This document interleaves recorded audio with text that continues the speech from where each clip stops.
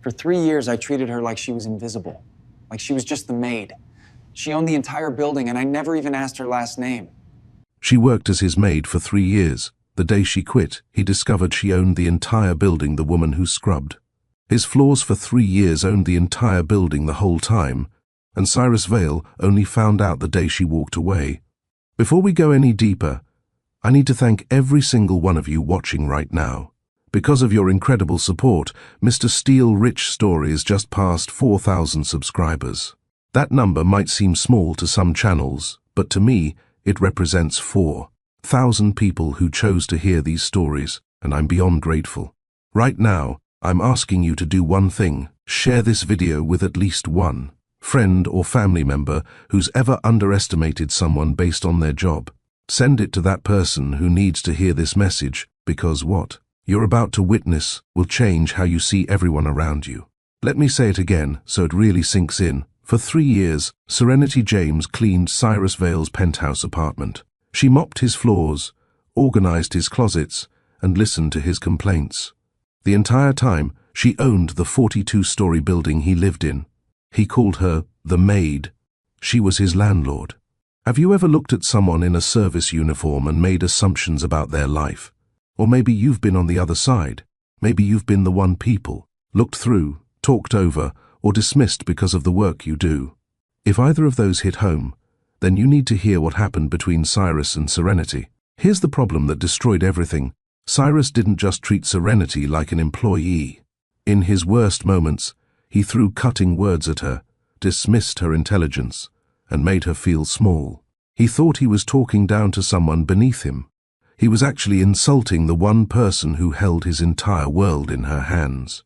Stay with me to the end to see what he did when he realized the person he'd hurt was the one holding the keys, not just to his home, but to his future. Cyrus Vale stood in his penthouse on the 38th floor of Harborview Residences, still wearing his wrinkled work shirt from the trading floor. The evening light coming through the floor-to-ceiling windows did nothing to warm the cold realization settling in his chest. In his left hand, he held a small piece of paper, Serenity's resignation letter, if you could even call 3 sentences a letter.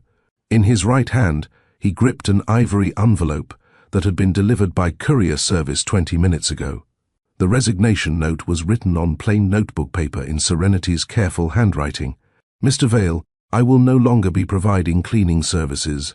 Your new housekeeper starts Monday. Thank you for 3 years of employment. S. James." The formal letter was different. Expensive paper, embossed letterhead from Malik and Rowe Legal Group. "Dear Mr. Vale, we are writing to inform you regarding Harborview Residences ownership.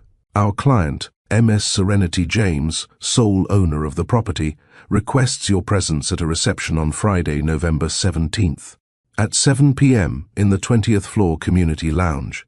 This gathering will address important building initiatives and future plans. Your attendance is expected as a valued member of our residential community." His eyes kept jumping between the 2 signatures. That same looping S that started both. The same careful slant in James. His brain refused to process what his eyes were seeing. "Serenity James," he said out loud to his empty apartment. In 3 years, he'd never asked her last name. She was just Serenity, or more often, just the maid. Sometimes, when he was feeling generous, "My housekeeper." The letter from the law firm crinkled as his hand started shaking. Sole owner, not part owner, not representative of the owner. She owned everything, every apartment, every parking space, every square foot of marble in the lobby. He walked through each morning while she was already upstairs, cleaning his bathroom.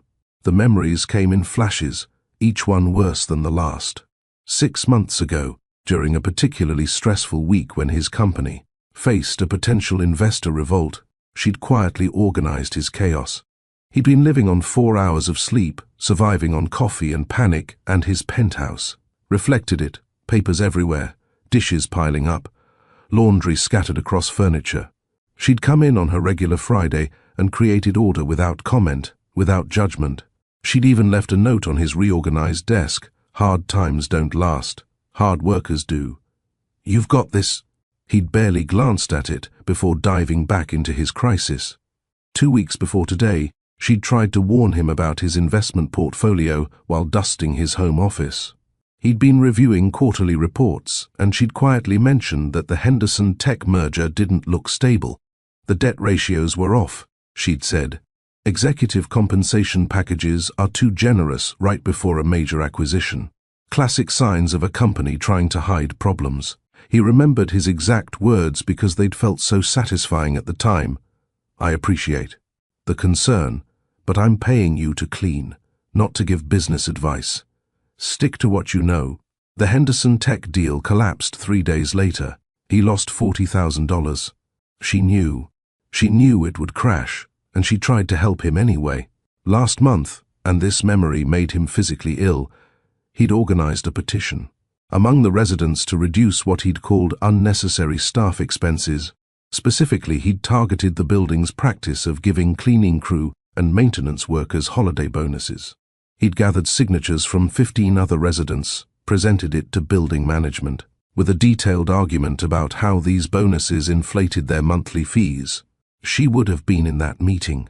As the owner, she would have sat there and listened to him argue that people like her, people he thought were like her, didn't deserve holiday bonuses because their work wasn't valuable enough to warrant extra compensation. And she'd never said a word, never pulled rank, never embarrassed him, never used her power to put him in his place. The night they'd been trapped in the elevator together came back to him with brutal clarity now. It was about 10 months ago. A storm had knocked out power to half the building, and he and Serenity had been stuck between the 22nd and 23rd floors for almost an hour. He'd been in the middle of a company crisis, a bug in his trading algorithm that had temporarily misreported client balances. He'd been furious, panicked, taking call after call while trapped in that small space. She'd been coming back from helping the building engineer assess water damage. On the upper floors, her work clothes damp, exhaustion written across her face. When his phone finally died and he'd run out of people to yell at, she'd started talking, calmly, steadily, about coastal birds, terns and plovers and their migration patterns, how they navigated thousands of miles using landmarks and instinct, how they returned to the same nesting grounds year after year because some things were worth coming back to. He'd thought she was just trying to distract him from his claustrophobia, filling the silence with random facts. Now he understood she'd been managing his panic while dealing with her own, using her voice to keep both of them grounded while they waited for rescue. Later that same night, after they'd been freed and he'd rushed back to his penthouse to continue his crisis management, she'd sent a text to his phone. He'd been surprised she had his number, must have gotten it from building records, he'd assumed. The message was simple. Honest communication fixes most problems. Your clients will forgive a mistake if you tell them the truth before they hear it from someone else. He'd taken her advice, made personal calls to his 14 largest clients, explained the bug directly, outlined the fixes. 12 of them had stayed with him. 2 had left, but with professional courtesy rather than threats of lawsuits. Her advice had saved his company. He'd never thanked her, never even acknowledged that he'd followed her suggestion. The coffee. God, the coffee. She'd taught him how she made it about 8 months ago. He'd caught her making herself a cup one morning, something she rarely did, preferring to wait until she got home. He'd asked what smelled different, and she'd explained cinnamon and a small amount of milk, the way her father had taught her. Coffee should slow you down, not speed you up, she'd said, handing him a cup to try. Make you present, instead of just waking up. It had been the best coffee he'd ever tasted. She'd left him a jar of cinnamon the next visit with a note, in case you want to slow down sometimes. He'd been making it her way every morning since. Had never told her that her father's recipe had become part of his daily routine, that those few minutes of preparation had become the only pause in his 18-hour workdays. The lighthouse mug sat on his counter now, both of them actually. The original one she'd glued back together after he'd smashed it during a market crash, now serving as a pen holder with its cracks visible and honest. And the replacement she'd bought him, white ceramic with a painted lighthouse. Similar enough to matter, but not trying to erase what had been broken. That had been about 7 months ago. He'd been up since 3 in the morning, watching Singapore markets implode, and, when his final position collapsed, he'd slammed his hand on the table in rage. The mug, the only thing in his expensive apartment that actually meant something, had jumped and shattered against the marble floor. She'd arrived 30 minutes later to find him sitting in the wreckage, surrounded by ceramic shards and spilled coffee. He'd yelled at her not to touch it, had actually shouted at a woman who was trying to help him because he was angry at markets he couldn't control. She'd cleaned it up anyway, carefully collected every piece, told him she'd try to glue it back together. "You don't have to do that," he'd said, already ashamed of his outburst. "I know," she replied, "but I'm going anyway." The next visit, she'd brought both mugs, the glued original with a note for the things worth keeping, still useful, just different, and the new one with its message for the rough mornings. He'd never properly thanked her for that either. Cyrus walked through his penthouse now, seeing 3 years of invisible care in every detail. The books on his shelf weren't just straightened, they were organized by subject and then by author within each category, arranged in a way that actually matched how he used them. His work references near his desk, his business biographies by his reading chair, the 3 novels he pretended he didn't own tucked in the corner where he could reach them during the rare moments he admitted he needed fiction. His charging cables weren't just untangled, they were labeled and organized by device coiled neatly in a drawer she'd designated for that purpose. A small label in her handwriting, phone, tablet, laptop, MISC. His mail didn't just sit in a pile, it was sorted into 3 trays she'd brought from somewhere. Red for urgent, yellow for soon, green for this month. Another note, this one making him smile despite everything. Things that might make you trip and die, now color, coded. His kitchen reflected the same careful attention. Spices alphabetized, even though he only owned 3. Take-out menus organized by cuisine and delivery time. A small first aid kit in the drawer by the stove with a note. For when you inevitably burn yourself making midnight coffee, he'd used that kit twice. Never wondered how it had appeared. The plant by his window, some kind of fern he'd received as a housewarming gift and immediately neglected, was thriving. Deep green and healthy, obviously watered on a schedule he'd never maintained. She'd been keeping it alive for 3 years, while he'd barely registered its existence. In his closet, his clothes weren't just hung up, they were organized by formality and color. Work shirts together, casual clothes separate, everything facing the same direction. His shoes lined up and recently polished, even though he'd never asked for that service. She'd been taking care of him, not just cleaning his space, but actively making his life more manageable, more organized, more human. Creating systems he could maintain, leaving notes that made him laugh, solving problems he didn't know he had. And he treated her like she was invisible. Worse than invisible, disposable. The final memory hit him like a punch to the chest. Yesterday morning, the words he'd said had driven her away. He'd been preparing for his board meeting, terrified that his primary investor was trying to force him out of his own company. 4 days of barely sleeping, living on coffee and adrenaline, his penthouse reflecting his internal chaos. She'd arrived at her regular time and found disaster. Clothes everywhere, dishes piled up, trash overflowing. She'd started cleaning quietly, humming softly while she worked.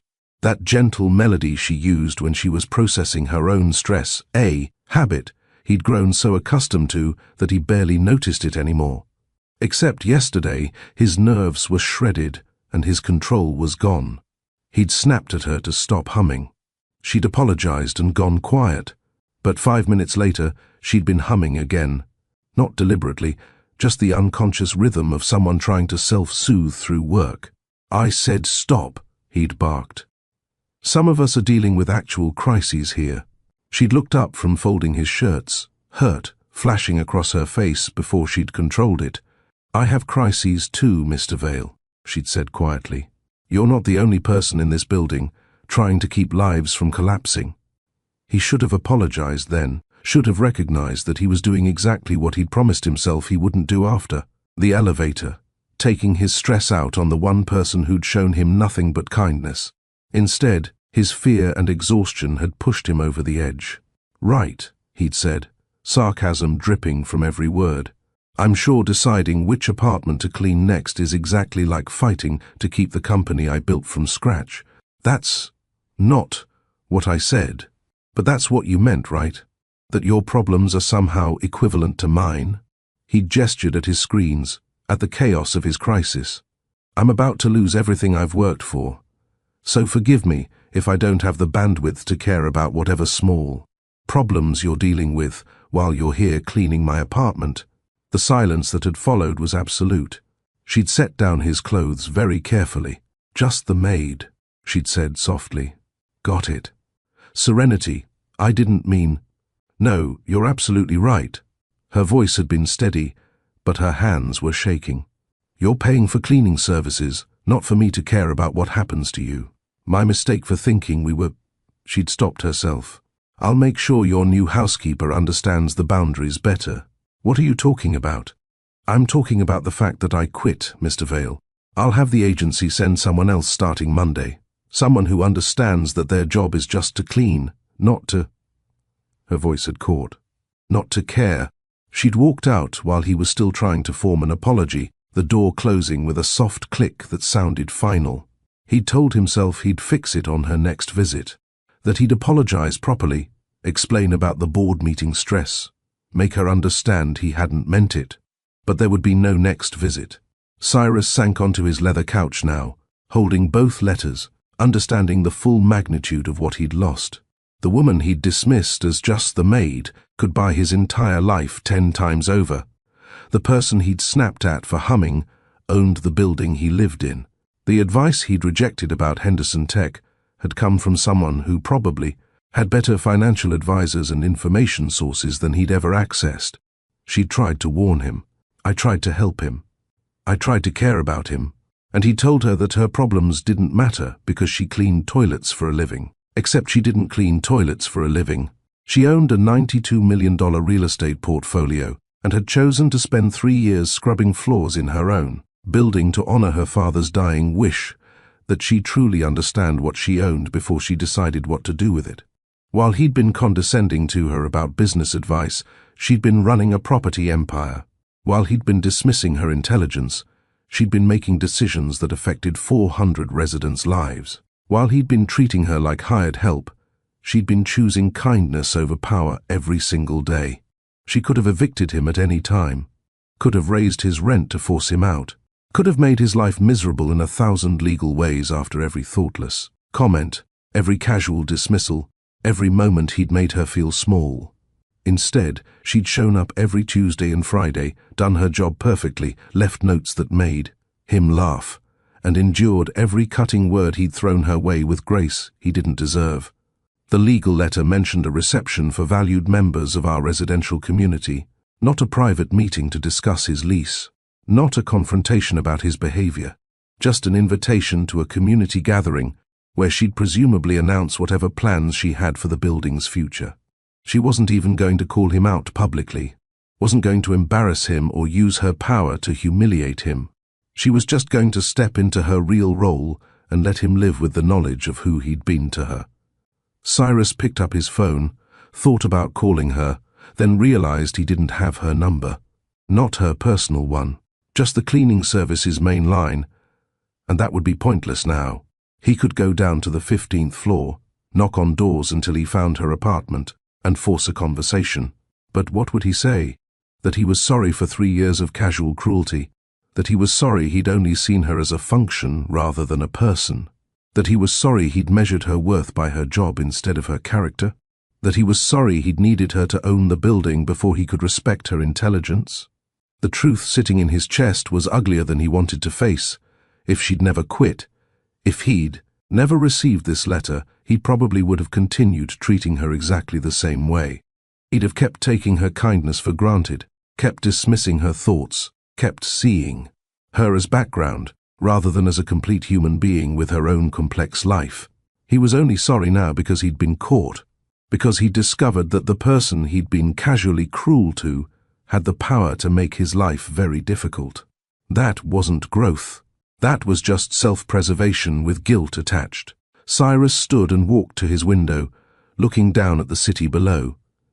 Somewhere in this building, 15 floors down, Serenity James was probably sitting in her own apartment, maybe making coffee with cinnamon the way her father had taught her, maybe reading behavioral economics books, maybe processing 3 years of being invisible to someone she'd tried to care about despite every reason not to. The reception was in 6 days. Friday, at 7. He'd go, because the invitation made it clear that attendance was expected. He'd sit in that 20th floor lounge and watch her step into her role as owner. And he'd have to face what it meant that he'd treated her the way he had. But before that, he needed to understand something. Needed to know who Serenity James really was beyond the 3 years she'd spent making his life livable while he'd barely acknowledged her existence. He opened his laptop and started researching. Walter James, her father, the name came up immediately. A real estate developer, died 3 years ago of a sudden heart attack at age 62. Owned 6 commercial properties and 4 residential buildings in the city, known for fair rent practices and tenant-focused management. Local business articles called him the landlord who cared more about communities than profit margins. Obituaries mentioned that he was survived by his daughter, Serenity James, who inherited his entire real estate portfolio. No other family listed. Cyrus found photos from charity events Walter had attended. A tall man with kind eyes and Serenity's same careful smile. In every picture, he was talking to someone. Really talking, leaning in, listening with full attention. Never the center of attention himself, but always present for whoever needed him. One article from 8 years ago quoted him, "You don't truly own a building until you've swept its floors yourself. Anyone can buy property. Understanding what you own, that takes getting your hands dirty." Another quote, this one from an interview about his management philosophy, "I measure my success by how many families have stable housing, not by how much rent I collect. Money is just a tool. What matters is what you build with it." Serenity had told him once that her father measured people's worth by how they treated those who couldn't do anything for them, that he cared more about communities than profit margins. She'd been describing the man who taught her everything she knew about power, and dignity, and the responsibility that came with owning things other people needed. And Cyrus had dismissed her wisdom as the naive thoughts of someone who cleaned houses. He found the deed transfer records. Harborview Residences had been transferred to Serenity James 3 years and 2 months ago, shortly after Walter's death. She'd inherited it along with the rest of his portfolio, a total estate value of approximately $92 million. She'd been a multi-millionaire the entire time she'd been scrubbing his toilet. Cyrus closed his laptop and sat in the dark of his penthouse, surrounded by evidence of her care. The organized books, the sorted mail, the thriving plant, the glued mug with its honest cracks. She'd spent 3 years teaching him lessons he'd been too blind to see. Those broken things could still be useful. Those small acts of kindness mattered. That real strength was shown in how you treated people when you had all the power, and they had none. He'd failed every single test. The only question now was whether he could become someone different in the 6 days he had before facing her again. Not because she owned his building and could make his life difficult, but because she deserved better than the man he'd been. Whether he could learn to see people, all people, not just the ones with obvious power, as fully human, worth listening to, worth respecting, worth caring about. Whether he could figure out how to apologize to someone who didn't need his apology, didn't need his money, didn't need anything from him at all. Cyrus picked up both lighthouse mugs and carried them to his kitchen. Made coffee the way she'd taught him, cinnamon and milk, slow and present. Poured it into the new mug while the glued one sat nearby, its cracks visible in the evening light. Still useful, her note had said. Just different. He hoped that applied to people too. That someone who'd been careless and cruel could learn to be different, could be useful in ways that mattered, because in 6 days he was going to walk into that 20th floor lounge and face the woman he'd wronged. And he wanted to be someone she might eventually forgive, not because she had to, but because he'd proven he could change. The coffee was perfect. It always was when he followed her instructions. He just wished he'd been following her wisdom all along. To understand how Serenity James ended up cleaning toilets in a building she owned, we need to go back 3 years and 2 months to the moment her world collapsed and rebuilt itself in the same afternoon. The offices of Malik and Rowe Legal Group occupied the entire 20th floor of a downtown high-rise. Floor-to-ceiling windows offered views of the city sprawling below, all glass and steel and constant motion. Inside Conference Room C, the air smelled like leather furniture and expensive coffee, and Serenity James sat in a chair that cost more than most people's monthly rent, trying to process the fact that her father was gone. Walter James had died 5 days ago. Sudden heart attack while reviewing property reports in his home office. One moment he'd been alive, making notes about a tenant family that needed help with medical bills. The next moment he was on the floor, and no amount of CPR or paramedic response time could bring him back. Serenity had found him, had called 911 while doing chest compressions she'd learned years ago but never thought she'd use, had watched the ambulance take him away and knew, even before the hospital confirmed it, that her father was already gone. The funeral was 2 days ago. Standing room only at a service that was supposed to hold 200 people. Tenants from all 6 of his properties had shown up, maintenance workers and property managers, small business owners he'd given affordable lease terms, families he'd helped through rough patches with reduced rent and patient understanding. Person after person had approached her with stories. How Walter had given them a chance when no other landlord would. How he'd personally helped them move in when they couldn't afford movers. How he'd shown up with groceries during a job loss, tools during a plumbing emergency, patience during late rent payments that other owners would have turned into eviction notices. "Your father saw people," one elderly woman had said, gripping Serenity's hands. Really saw them. Not as income sources, but as human beings trying to survive. "He saved my family when we had nowhere else to go." Now Serenity sat across from Elliot Rowe, her father's attorney and friend of 20 years, while he explained that Walter James had left her everything. "The total value of the estate is approximately $92 million, Elliot said, sliding documents across the mahogany table. His voice was gentle but professional, walking the line between grief and business that estate attorneys learn to navigate. This includes 6 commercial properties, 4 residential buildings, and various investment accounts. However, the centerpiece of your inheritance is Harborview Residences." Serenity's breath caught. Harborview, her father's first major acquisition, his favorite building, the property. He'd driven her past every Sunday morning when she was growing up. "See that building, sweetheart?" he'd say, slowing the car so she could look up at the 42 stories of glass and concrete. "I bought that when everyone said I was crazy. It was falling apart, half empty. The previous owner had let it rot from neglect. But I saw what it could be. It took 2 years, and every dollar I could borrow, but we brought it back. Now it's home to 400 people, 400 lives that are a little more stable because we chose to care."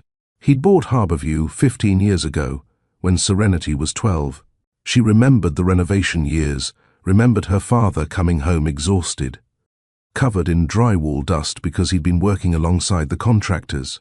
"I remembered him learning every tenant's name within the first month, asking about their kids, their jobs, their dreams." "Harborview is yours now," Elliot continued, "along with the Riverside Complex, the Meridian Apartments, and the 2 smaller buildings on the east side, the commercial properties as well, the retail plaza on Grant Street, the office building downtown, and the 4 small storefronts in the Arts District." Serenity looked at the papers but couldn't focus on the numbers. Her father's entire life's work reduced to asset valuations and property deeds. "There's something else," Elliot said. He reached into a folder and pulled out several pages of yellow legal pad paper covered in her father's familiar handwriting. "Walter gave this to me 2 months ago. He called it his real will, the part that mattered more than the legal documents." Serenity took the pages with trembling hands. Her father's handwriting blurred as tears filled her eyes, but she blinked them away and started reading. The first page was dated 8 weeks before his death. "My dearest Serenity," it began. "If you're reading this, then I'm gone, and I'm so sorry I won't be there to see the incredible things you're going to do. But before you reshape the future, I need you to understand the present. And I don't mean understanding from quarterly reports or property manager summaries. I mean really understanding what you own and who depends on it. Her father's voice came through so clearly in the writing that she could almost hear him speaking. I'm asking you, not legally required, because this isn't about obligation, but asking your father who loves you and trusts your judgment to spend at least 1 year working in a service role within one of the properties, not as owner, not as manager, but as someone who serves. Clean apartments, fix things, hear complaints, see what it's actually like to be the person residents call when their heat stops working at 2 in the morning. Serenity read the words twice, then a third time. I know this sounds strange, the letter continued. You have a business degree. You're brilliant with numbers and strategy. You could walk into any of these buildings as an owner tomorrow and run them competently from a distance. But competent isn't what I built. I built communities. And you can't understand the community from a management office. The next section explained his reasoning. When I bought Harborview, I spent the first 6 months working maintenance with Hector Ruiz. I unclogged toilets and fixed leaky faucets and hauled garbage. I heard what tenants said when they didn't know the owner was listening. I learned which families were struggling, which elderly residents needed extra help, which single parents were working 3 jobs just to make rent. I learned the difference between numbers on a spreadsheet and the human lives behind those numbers. Serenity remembered those months. She'd been 12 years old, confused about why her father came home smelling like cleaning chemicals when he owned the building. People told me I was crazy, Walter had written. Said I was wasting time that could be spent on investor meetings and property management. But those 6 months taught me more about what I owned than any financial report ever could. They taught me that buildings are just concrete and steel, communities are made of people. And if you don't know the people, you don't really know what you own. The letter shifted to instructions. So here's my request, pick one property. Harborview would be my choice. It's the biggest, the most diverse, the most challenging. Get a job there in whatever capacity lets you see how it really operates. Use your first name only. Don't tell anyone who you are. Just work, watch, and learn. Serenity could picture her father writing this, probably late at night in his home office, thinking about how to pass on lessons that couldn't be taught through inheritance documents. You'll see things that bother you, the letter continued. Systems that don't work. Residents who are struggling, maybe even employees or managers who aren't living up to the standards we've set. Don't fix everything immediately. Sit with discomfort. Understand the full scope of the problems before you start solving them. Quick fixes from the top down rarely address root causes. The final page shifted tone, becoming more personal. I know I'm asking a lot.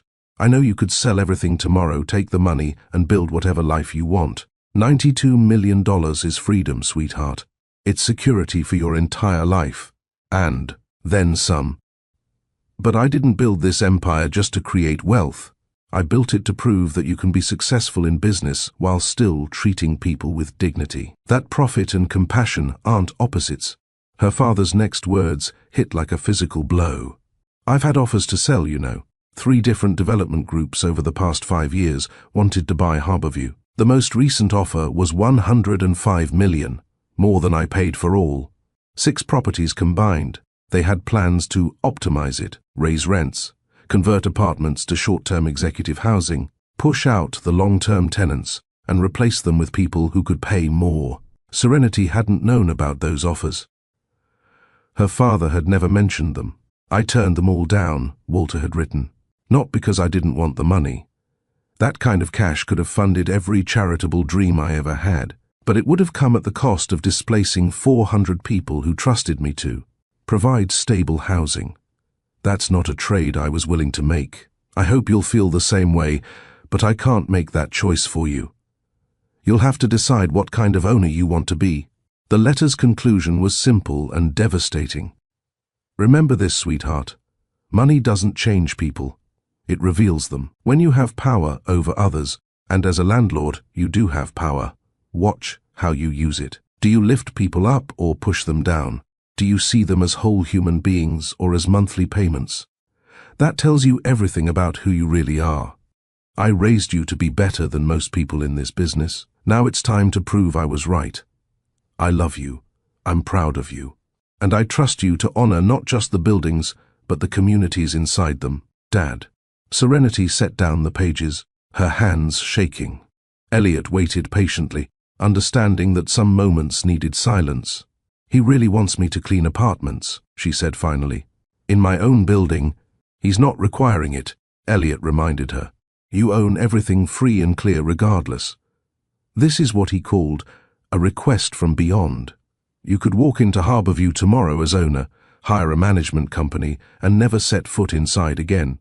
Plenty of property owners operate that way. But that's not who he was. No, Elliot agreed. It wasn't. Serenity thought about the two paths ahead of her. She could be the distant owner, managing everything through emails and quarterly reports, review financial statements, approve budgets, collect checks, and never know if apartment 12C had working heat or if the 7th floor hallway smelled like mildew after rain. It would be easier, cleaner, more in line with how most people managed real estate portfolios worth $92 million.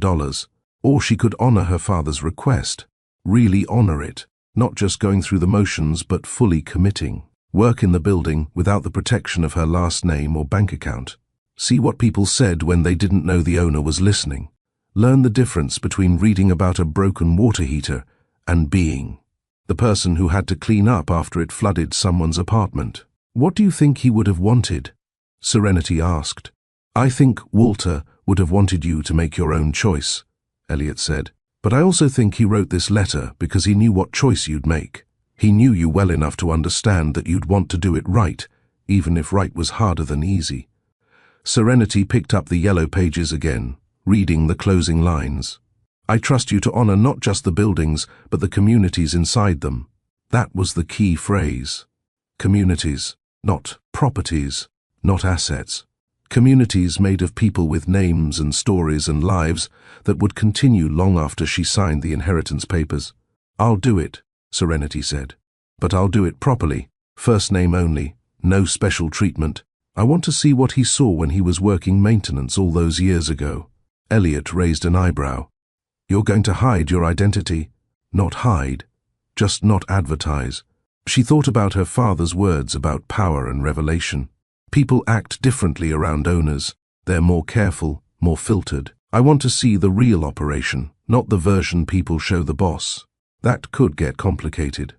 Some staff members will need to know, the property manager, probably the head of maintenance, for security and access reasons. Then we tell them, but we swear them to secrecy. Everyone else thinks I'm just another employee. Serenity was already planning the logistics. How long before the estate is settled? 2 weeks for the paperwork to process. Then everything transfers to you officially. And Harborview's current management structure? Jordan Patel is the property manager, reporting to the management company your father contracted with. Arturo Ortega runs maintenance, having been there since your father bought the building. Cleaning services are contracted through a third-party company. Building operations are stable. Your father ran things well. I'll need to meet with Jordan and Arturo. Quietly. Explain what I'm doing and why. Serenity was thinking like her father now, considering all the angles. They'll need to treat me like any other employee, even knowing who I am. Think they can do that? Jordan's professional, maybe too professional sometimes. Gets complaints from tenants who think he cares more about the budget than their problems. Arturo's different, old school, deeply loyal to your father. If you tell him this is what Walter wanted, he'll protect your cover.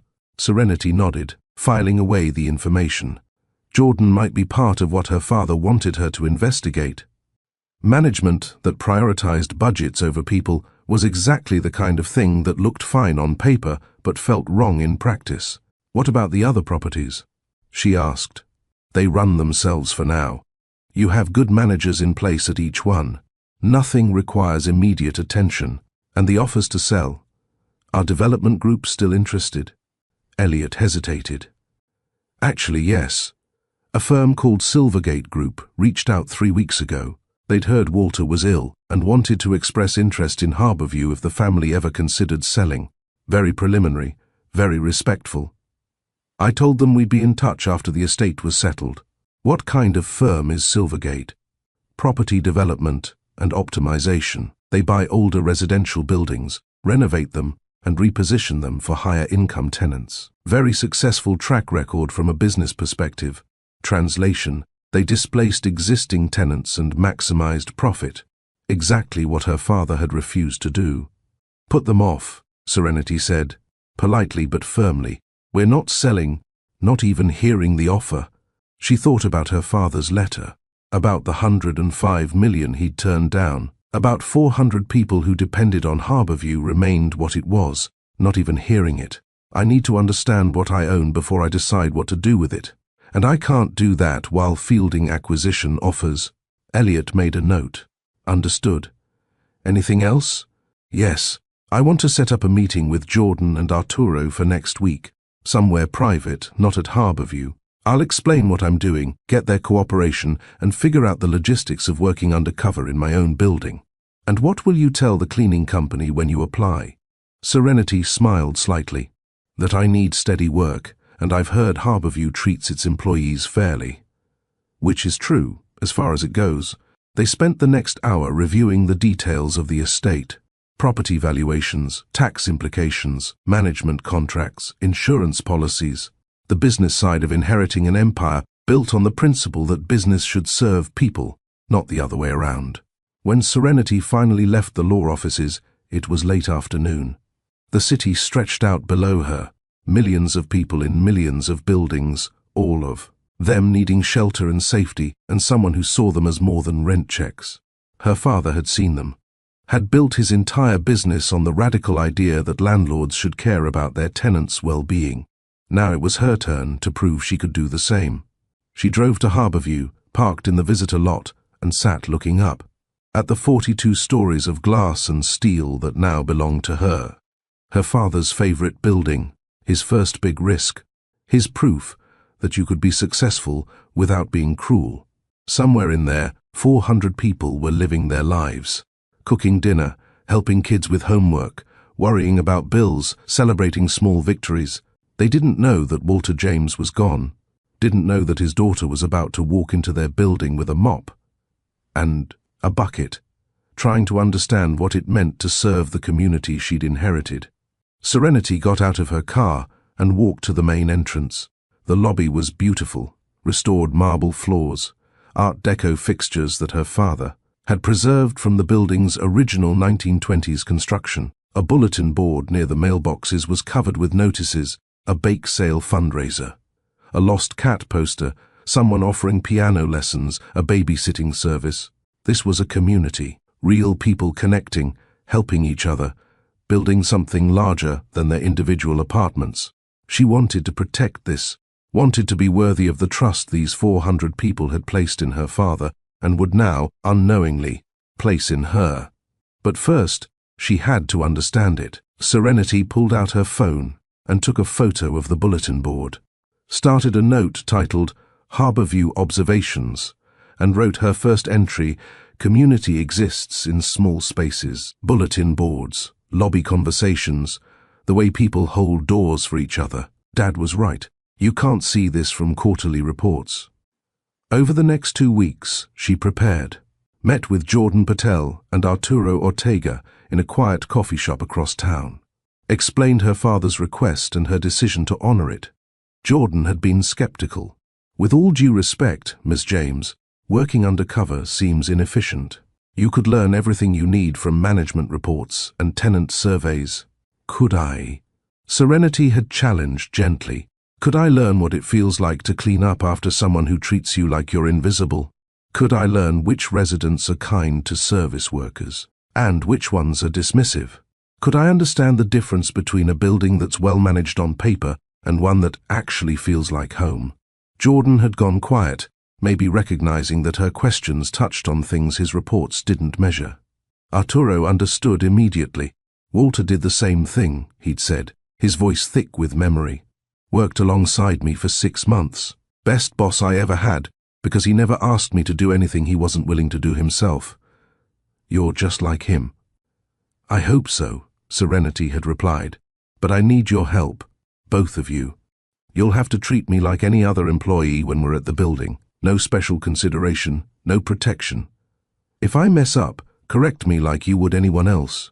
They'd agreed, though she could see Jordan calculating the liability, issues, and Arturo fighting the instinct to protect Walter's daughter.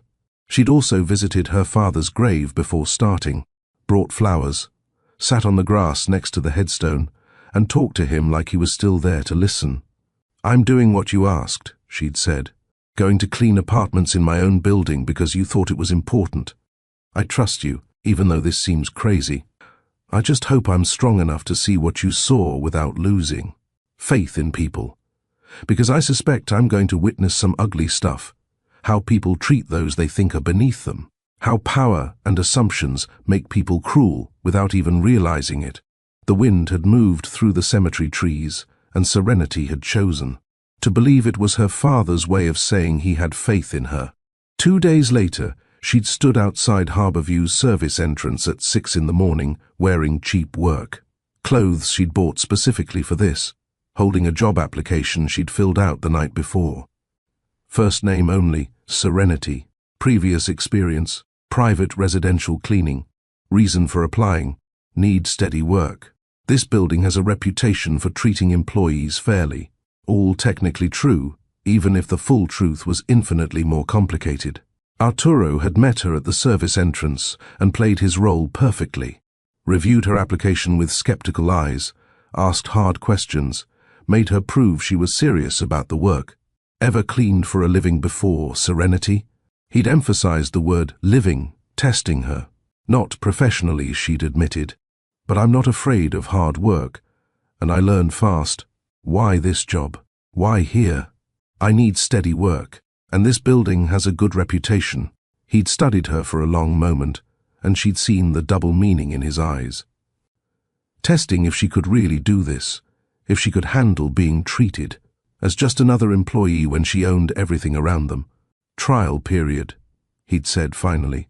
You'll start with common areas, lobbies, hallways, fitness centers. If you last 2 weeks without complaints, we'll talk about adding residential units to your route. Pay is minimum wage plus tips if residents offer them. You provide your own work clothes. The building provides cleaning supplies. Thank you, she'd said, meaning it more than he could acknowledge. Don't thank me yet. Tomorrow, 5 a.m. sharp. Morning shift catches all the overnight messes. And so it had begun. 3 years of mopping floors she owned, cleaning windows in her own building, being invisible to people whose rent payments funded her life. 3 years of learning exactly what her father had wanted her to learn. That buildings were just structures, but communities were fragile ecosystems that required constant care, that people revealed their true character in how they treated those who couldn't do anything for them. That wealth and power didn't make you better than anyone, they just gave you more responsibility to use both wisely. That her father had been right about everything, and that somewhere in Harborview, there would be people who tested every lesson she was trying to learn. People who would remind her why this work mattered, and why her father had asked her to do it. People like Cyrus Vale, who would move into the penthouse 6 months into her undercover work and spend the next 2.5 years teaching her exactly how much patience and grace her father's lessons required. But she didn't know that yet. On her first morning, Serenity James simply cleaned. Mopped lobby floors, scrubbed elevator interiors, emptied trash bins, made herself invisible while learning to really see.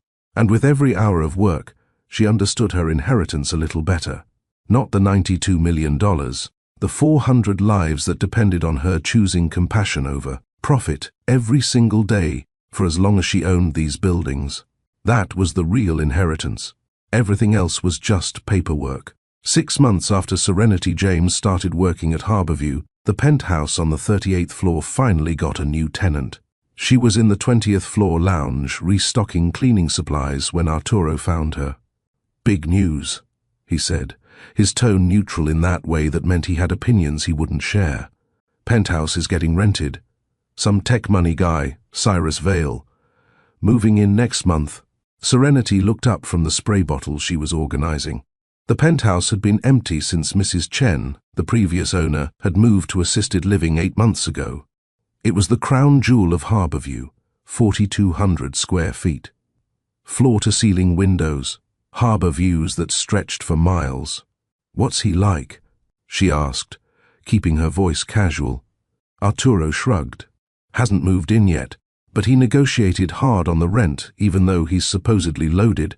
Send a 2-page list of requirements. Wants specific cleaning products, exact scheduling, no disruptions during his work hours. The type who notices if you move his pen an inch. Sounds particular. Sounds difficult." Arturo handed her a clipboard. "You'll probably get assigned to clean it once Jordan approves him. We rotate the luxury units among our most reliable people. You've been doing good work. No complaints in 6 months. You're ready for residential." Serenity took the clipboard, her heart beating faster than she wanted to admit. This was what her father had meant. The common areas taught her about building operations and maintenance. But residential units, that's where she'd really see how people lived, what they valued, how they treated the people who kept their spaces clean. "When does he move in?" 2 weeks. Jordan's finalizing the lease now.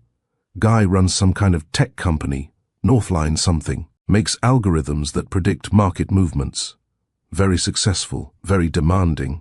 After Arturo left, Serenity pulled up Northline Dynamics on her phone. The company website was sleek, professional, light on details but heavy on impressive client testimonials. The leadership page showed a photo of Cyrus Vale, early 30s, serious expression, the kind of professional headshot that was designed to project competence and confidence without revealing anything personal. She clicked through to news articles. Northline has been featured in several financial publications. Founder and CEO Cyrus Vale had built the company from nothing after a previous startup failed. Self-made success story, known for brilliant algorithm design and aggressive business tactics. One article mentioned his background briefly. Foster care system, no. Family connections, entirely self-funded through his first ventures. Built his company on the principle that you couldn't trust anyone but yourself, and the numbers never lied. Serenity read that line twice. Couldn't trust anyone but yourself. She understood that philosophy. I had seen it before in people who'd been hurt enough times that isolation felt safer than connection. Her father had rented to several people carrying that particular wound. Treated them with extra patience, understanding that their defensive walls were protection, not personality. "Give them time," Walter had told her once, talking about a tenant who had been hostile for the first 6 months before slowly warming up. People who've been abandoned learn to leave first. They're not mean, they're scared. Patience is the only thing that works. 2 weeks later, moving trucks arrived at Harborview's service entrance. Serenity watched from the lobby as expensive furniture was unloaded. Modern pieces, all clean lines and neutral colors. Nothing personal, no artwork, no plants, no touches that suggested a home rather than a showroom. She didn't meet Cyrus that day. He was at his office, letting the movers handle everything. But she saw the result when Arturo gave her the penthouse walkthrough 3 days later. The space was immaculate and sterile. Furniture arranged with mathematical precision. Nothing on the walls. The kitchen looked unused except for an expensive espresso machine and a cabinet full of protein bars. His bedroom was barely furnished. A bed, a dresser, nothing else. The second bedroom had been converted into an office with trading monitors, covering one entire wall and a desk that looked like mission control. He works from home a lot, Arturo explained, monitoring markets, running his algorithms. Told Jordan he needs absolute privacy during trading hours. No interruptions, no unexpected visitors, no maintenance unless it's an emergency. What about cleaning? Twice a week, Tuesday and Friday mornings. He leaves by 7:30 for his downtown office. Wants the place cleaned and empty before he gets back. You'll have a key and the alarm code. He doesn't want to see you or interact unless absolutely necessary. Serenity walked through the penthouse, seeing past the expensive furniture to what it revealed about the man who lived here. This wasn't a home. It was a fortress, a place to work and sleep, carefully designed to keep the world at a safe distance. The only personal item she found was a coffee mug sitting by itself on the kitchen counter. White ceramic with a painted lighthouse. Chipped on one side, the paint faded from years of use. It looked ancient compared to everything else in the apartment. "What's the story with the mug?" she asked Arturo. No idea. The only thing he unpacked himself. Carried it in personally, set it right there, told the movers not to touch it. Serenity studied the lighthouse mug, understanding that it mattered in ways the $10,000 couch didn't. This was the real Cyrus Vale, not the expensive furniture or the trading monitors, but whatever memory that mug represented. Her first day cleaning the penthouse, she treated that mug like it was made of gold. Cyrus Vale left at 7:15, barely glancing at her as Arturo made brief introductions in the doorway. "Mr. Vale, this is Serenity. She'll be handling your unit." "Fine." He was already on his phone, pulling up market data. "Don't touch my office equipment. Don't move any paperwork on my desk. Everything else, do whatever you need to do." "I'll stay out of your way," Serenity replied, her voice professional and neutral. "Great. I've got a call in 5 minutes." He grabbed his briefcase and left without another word. Serenity stood in the empty penthouse and took a slow breath. This was it. This was what her father wanted her to experience, being invisible to someone who probably made more in a month than most people, made in a year, but who couldn't spare 30 seconds for basic courtesy. She started in the kitchen, washed the single coffee cup in the sink, not the lighthouse mug, which sat unused on the counter, wiped down surfaces that barely showed signs of use, organized the takeout menus that were scattered across the counter. The refrigerator told a story: energy drinks, expired yogurt, nothing else. This was a man who didn't cook, didn't eat at home, didn't do anything that required slowing down long enough to be present. His bathroom was functional, expensive products, but used without care. Towels on the floor, toothpaste cap left off, the kind of casual disorder. That came from never thinking about who cleaned up after you. His bedroom was barely touched. The bed slept in but was not made. Expensive sheets that he probably didn't even notice. Clothes dropped wherever he'd taken them off, like he'd never considered that someone else would pick them up. The office was exactly as Arturo had described. Monitors everywhere, papers in careful stacks.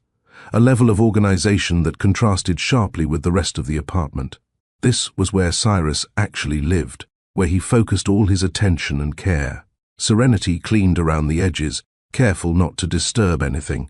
Dusted the monitors, emptied the trash, vacuumed, left everything exactly as she'd found it, except cleaner. As she worked, she noticed things. A prescription bottle for sleep medication in the bathroom. The complete absence of any photos or personal items, except that one mug. Books on the shelf, all business and finance, nothing that suggested he read for pleasure. This was loneliness, she realized. Not the kind that came from lacking money or success, but the kind that came from building walls so high that nobody could climb them even if they wanted to. Over the following weeks and months, Serenity fell into a rhythm with the penthouse. Tuesday and Friday mornings, 6:30 arrival, cleaning completed, before Cyrus returned from his office. They barely spoke. He left for work before she arrived most days. When their schedules occasionally overlapped, he'd nod in her direction and disappear into his office with his phone pressed to his ear. She learned his patterns. He worked obsessively, often through the night, based on the coffee cups and energy drink cans she'd find in the morning. He took calls at all hours. She could hear his voice through the door sometimes. Always tense, always about numbers and positions and market movements. He never cooked, lived entirely on takeout and protein bars. The expensive kitchen went unused except for the coffee maker. He was careful with the lighthouse mug. That never ended up in the sink or dishwasher. He washed it by hand and returned it to its spot on the counter, the only ritual of care in his entire apartment. Serenity started leaving small improvements. When she noticed his charging cables were tangled disasters, she organized them. When his mail piled up unopened, she sorted it by importance. Urgent bills on top, junk mail at the bottom. When his dress shirts started looking wrinkled, she left a business card for a good laundry service tucked into his closet. He never thanked her, never acknowledged the small acts of care. But he used the systems she created, followed the organization she implemented, and seemed to move through his space a little easier because she'd made it more livable. 4 months into cleaning his penthouse, Serenity realized something that bothered her. Cyrus Vale had no idea she existed as a complete person. To him, she was a function, cleaning service, a line item in his monthly expenses. She tested this theory one morning when they overlapped. She was finishing the kitchen when he emerged from his bedroom, already on a call. "No, tell them we're not accepting their counteroffer," he said into his phone, walking right past her to grab his briefcase. "If they can't meet our terms, we walk." He picked up his keys from the counter she'd just cleaned, stepped around the bucket she was using, and left without once making eye contact. She'd been 3 feet away from him, had said good morning when he'd entered the kitchen. He'd looked right through her, like she was furniture. That night, Serenity sat in her own apartment 15 floors below and wrote in the journal she'd been keeping. Month 10 of working at Harborview. I understand now why Dad wanted me to do this. It's not about learning to clean or even about building operations. It's about experiencing what it feels like to be invisible to people who have power over your livelihood. Cyrus Vale isn't cruel, he's absent. He's built a life so focused on his work and his walls that he literally cannot see the people around him. I don't think he's trying to be dismissive. I think he genuinely doesn't register that I'm a person with thoughts and feelings and a life outside his apartment, and that's somehow worse than deliberate rudeness. At least rudeness acknowledges you exist. She closed the journal and looked around her own space. Modest but comfortable, personal items everywhere, photos of her father, artwork she'd collected, books she read for pleasure, evidence of a life being lived rather than endured. Cyrus Vale was successful by every external measure: money, career, penthouse apartment. But he was also profoundly alone in a way that all his success couldn't fix. And Serenity, cleaning his toilet twice a week while owning the building he lived in, was learning the most important lesson her father had wanted to teach her: that wealth and power meant nothing if you couldn't see the humanity in people around you. That success without connection was just expensive isolation, that you could have everything and still have nothing that actually mattered. She would spend the next 2.5 years cleaning Cyrus Vale's apartment, watching him live his carefully controlled life, learning patience and compassion for someone who'd been hurt so badly that distance felt safer than trust.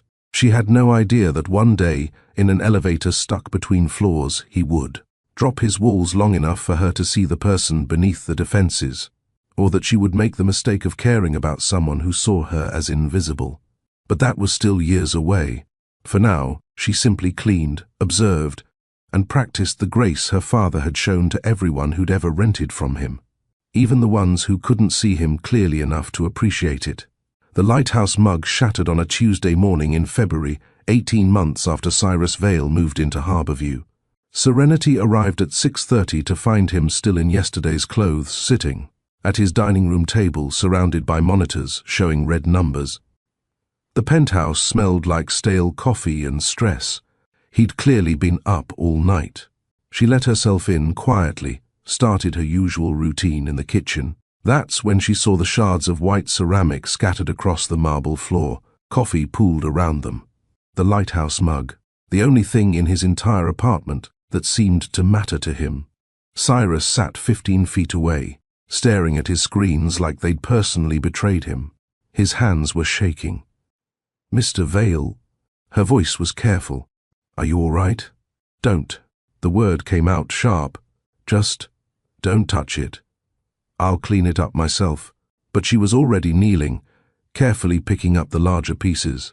The lighthouse was intact on one fragment, the paint still bright despite years of use. "I said don't touch it." He stood up so fast his chair scraped across the floor. "That's not just some random mug. It was..." His voice cracked. "It's not replaceable." Serenity looked up at him, really looked, and saw past the anger to the grief underneath. This wasn't about a broken mug. This was about whatever the mug represented, whatever memory it held that mattered more than all his expensive furniture combined. "I understand," she said quietly, "but yelling at me won't put it back together. The simple truth of that seemed to hit him. He sank back into his chair, put his head in his hands. "I'm sorry," he said, the words sounding foreign in his mouth. "I lost a lot of money this morning. God, I'm sorry."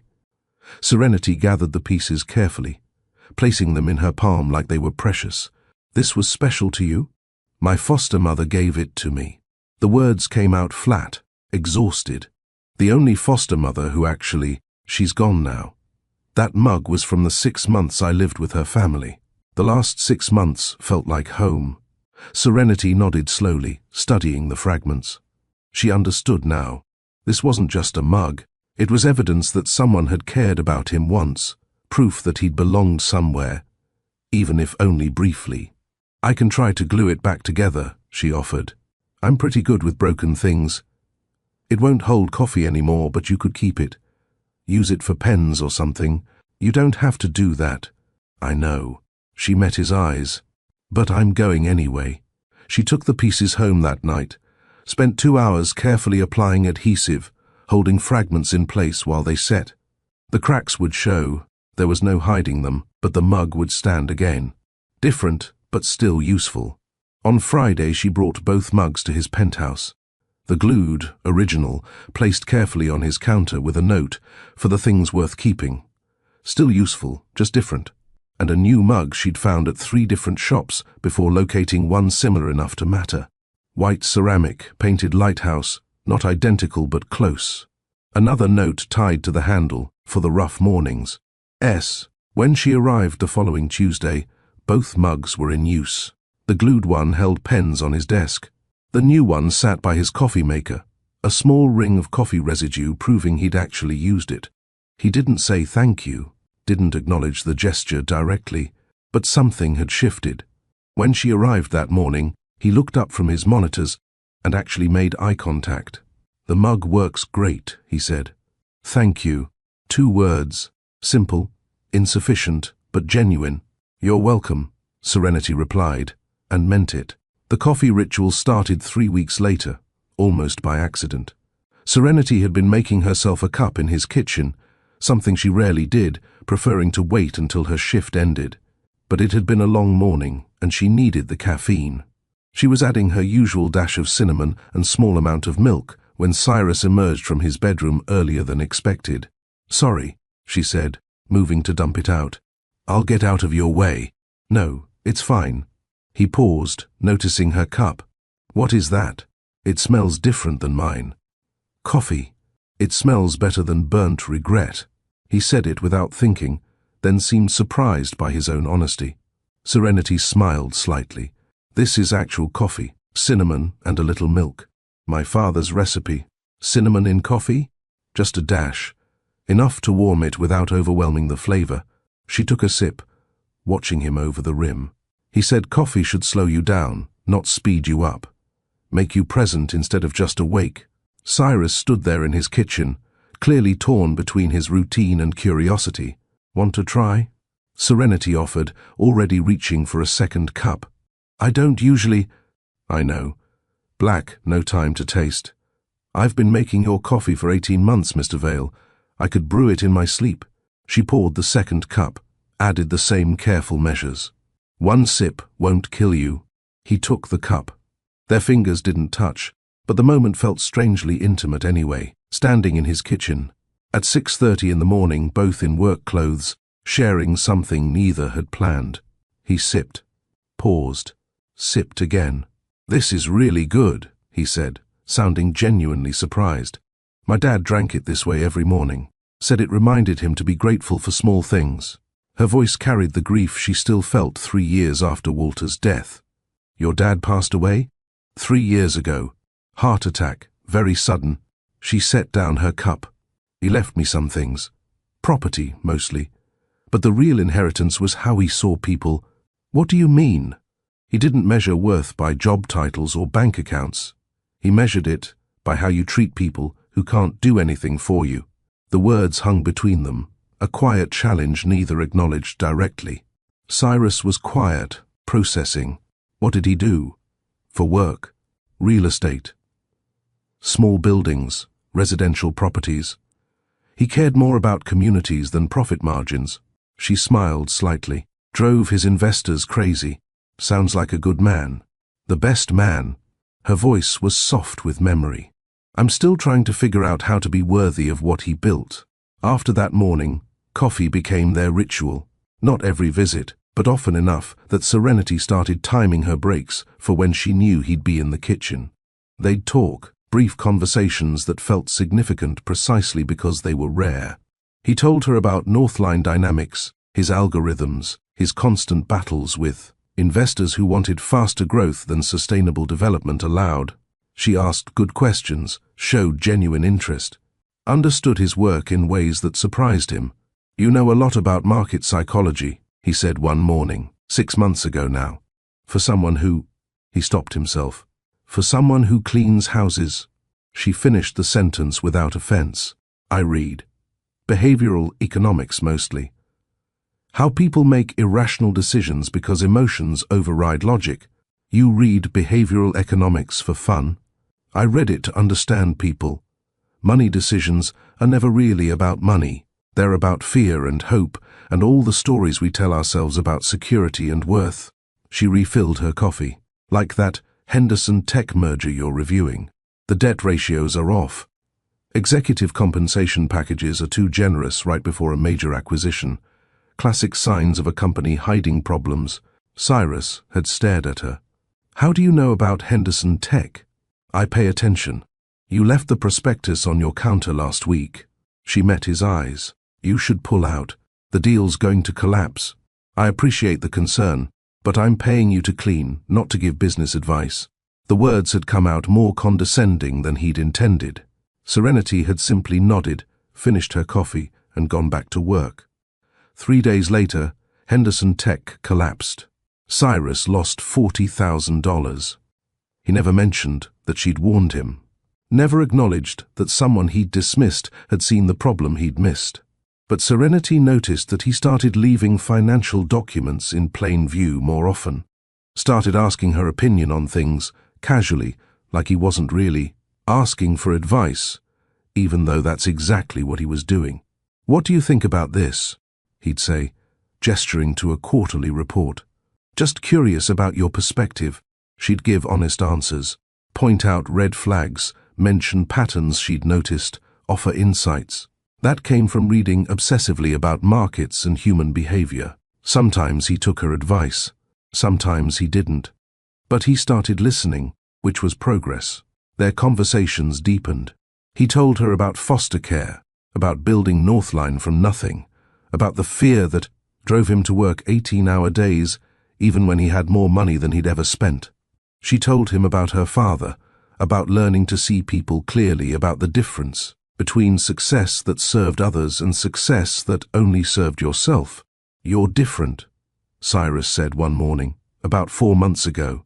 Most people who clean houses, he stopped again, recognizing the trap. Most people who clean houses are what? She kept her voice neutral, giving him room to dig himself deeper or climb out. I was going to say they don't read financial analysis or understand market psychology. But that's stupid. I don't know anything about most people who clean houses. I've never asked. He looked at her directly. Why do you do this work? You're clearly intelligent enough to do anything. Because I wanted to understand something my father taught me. That you don't really know a building until you've cleaned it. You don't really know people until you've served them. She chose her words carefully. And you don't really know yourself until you've done work that society thinks is beneath you. That's beautiful. That's a privilege, she corrected gently. I can choose to do this work because I have options. Most people who clean houses don't get philosophical reasons. They do it because it's the work available. Because 3 jobs at minimum wage still doesn't cover rent and groceries. The conversation had stayed with Cyrus. Serenity could tell because he started noticing the other service workers in the building. Started saying good morning to the doorman. Learned the maintenance crew's names. Small changes, but changes nonetheless. She'd been reshaping his life in subtle ways for nearly 3 years now. The organized cables, the sorted mail, the systems that made his chaos manageable. The coffee ritual that forced him to slow down for 5 minutes each morning. the gentle challenges to his assumptions about work and worth and the value of people he'd previously looked through without seeing. She'd been teaching him, and he'd been learning, even if neither of them fully acknowledged what was happening. But Serenity had also been learning how easy it was to care about someone who couldn't see you clearly, learning the particular loneliness of watching someone build walls and knowing you couldn't knock them down, only wait for him to maybe, someday, open a door.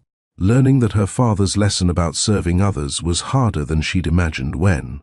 Others included people who treated service as invisible labor rather than human connection. 2 weeks ago, everything had started unraveling. External pressure building on both sides. Cyrus is fighting for his company. Serenity wrestling with an offer to sell Harborview that would displace everyone Cyrus walked past without seeing. And yesterday morning, that pressure had finally broken through in words that couldn't be taken back. I'm paying you to clean, not to give business advice, just the maid. After 3 years of coffee and conversations and carefully built trust, that's still how he saw her when stress stripped away his better impulses. Serenity had quit, left his apartment for the last time, prepared to step into her real role and stop hiding behind a service uniform. But before she'd walked away completely, she'd gone back one final time. 10 months before Serenity quit, she and Cyrus got stuck in an elevator together, and everything almost changed. The storm had rolled in fast on a Thursday evening in early January. Rain hammered against Harborview's windows, and lightning flickered across the harbor. By 7 p.m., the building's backup systems were struggling. Serenity had stayed late helping Arturo assess water damage on the upper floors. A seal had failed around one of the 40th floor windows, and they'd spent 2 hours containing the leak and protecting the affected apartment. Her work clothes were damp, her muscles ached, and she was exhausted in a way that came from physical labor combined with the constant mental effort of maintaining her cover. She was heading to her 15th floor apartment when the elevator doors opened on the lobby level and Cyrus Vale stepped in. He was on his phone as usual, pacing in the small space, voice tight with controlled panic. I don't care what the preliminary reports show, he was saying. We need to send a correction to every affected client tonight. Tonight, do you understand? Before they hear about this from anyone else, Serenity recognized a crisis when she saw one. She'd learned Cyrus's rhythms over the past year and a half, knew the difference between his normal stress and genuine panic. She pressed 15. He'd already selected 38. The elevator began its ascent. Get the legal team involved, Cyrus continued, not acknowledging her presence. I want language that's honest but not inflammatory. We made a mistake, we caught it, we're fixing it. No corporate deflection, no hiding behind. The elevator shuddered. Once. Twice. The lights flickered, went out completely, then came back as dim emergency lighting that turned everything yellow-green. The car stopped moving. Serenity's hand shot to the railing, her breathing suddenly shallow. She'd been trapped in an elevator before, knew the statistics about how safe it was, but knowing didn't stop the way her chest tightened when the walls felt like they were closing in. Cyrus jabbed the emergency call button, his phone conversation forgotten. A crackling voice came through the speaker. Harborview Emergency Services. We're aware of the elevator malfunction. The storm caused electrical issues throughout the building.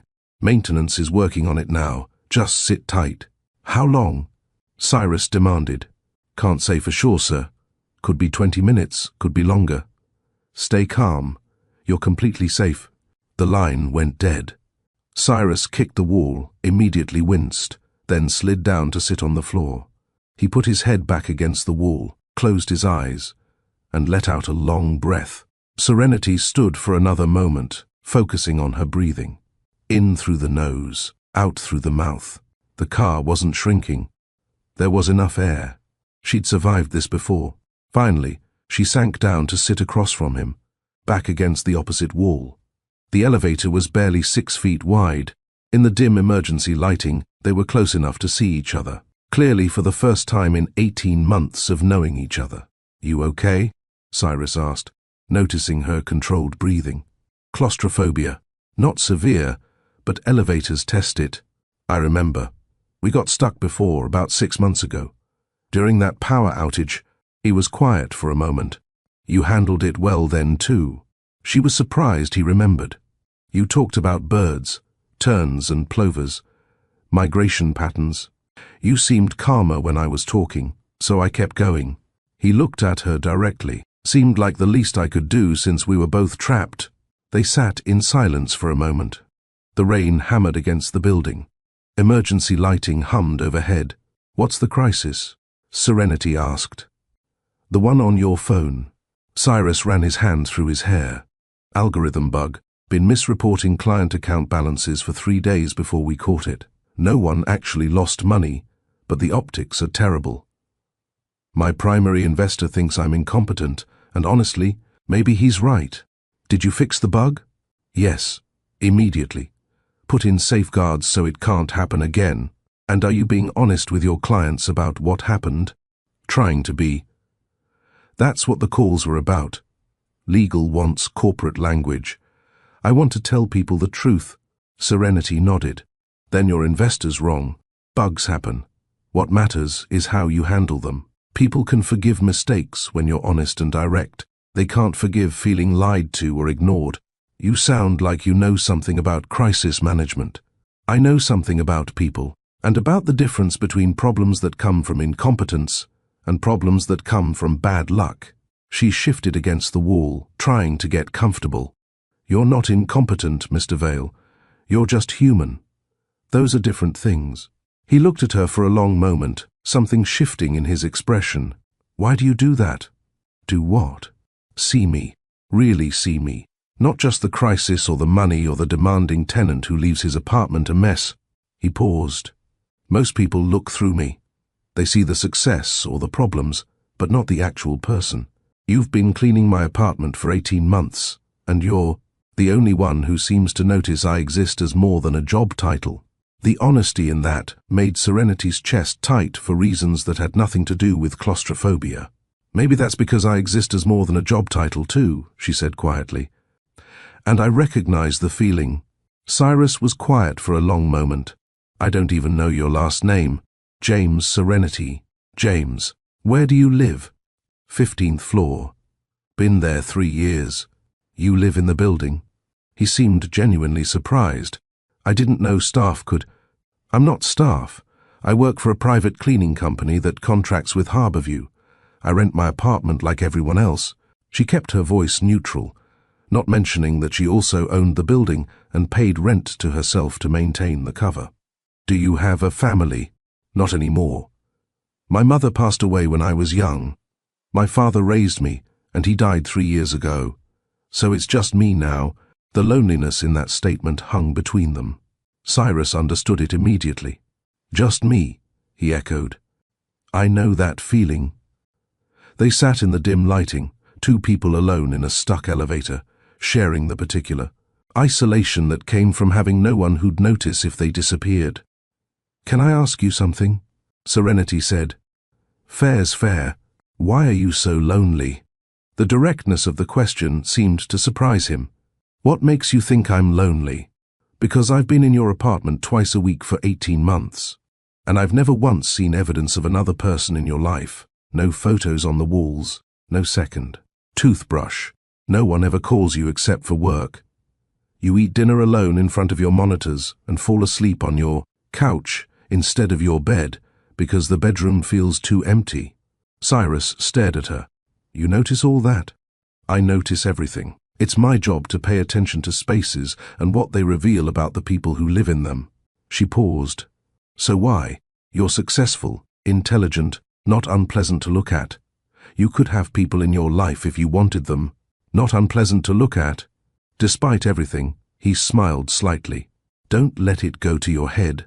The smile faded. Cyrus was quiet for so long, she thought he might not answer.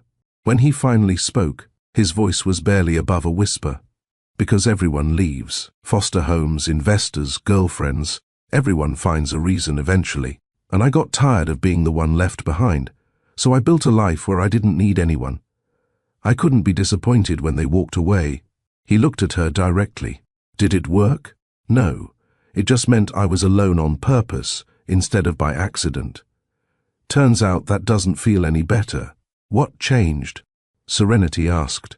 Because something's changing. I can see it. You changed it. The admission seemed to surprise him as much as it surprised her.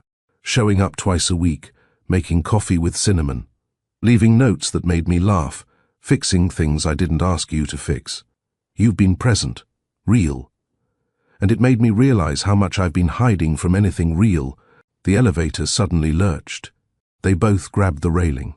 The lights brightened back to normal, and the car began moving upward. Serenity stood quickly, grabbed her bag. The moment was breaking, reality returning. The elevator dinged at 15. She stepped into the doorway, then looked back at him. Call your clients, Mr. Vale, the biggest ones, personally, tonight.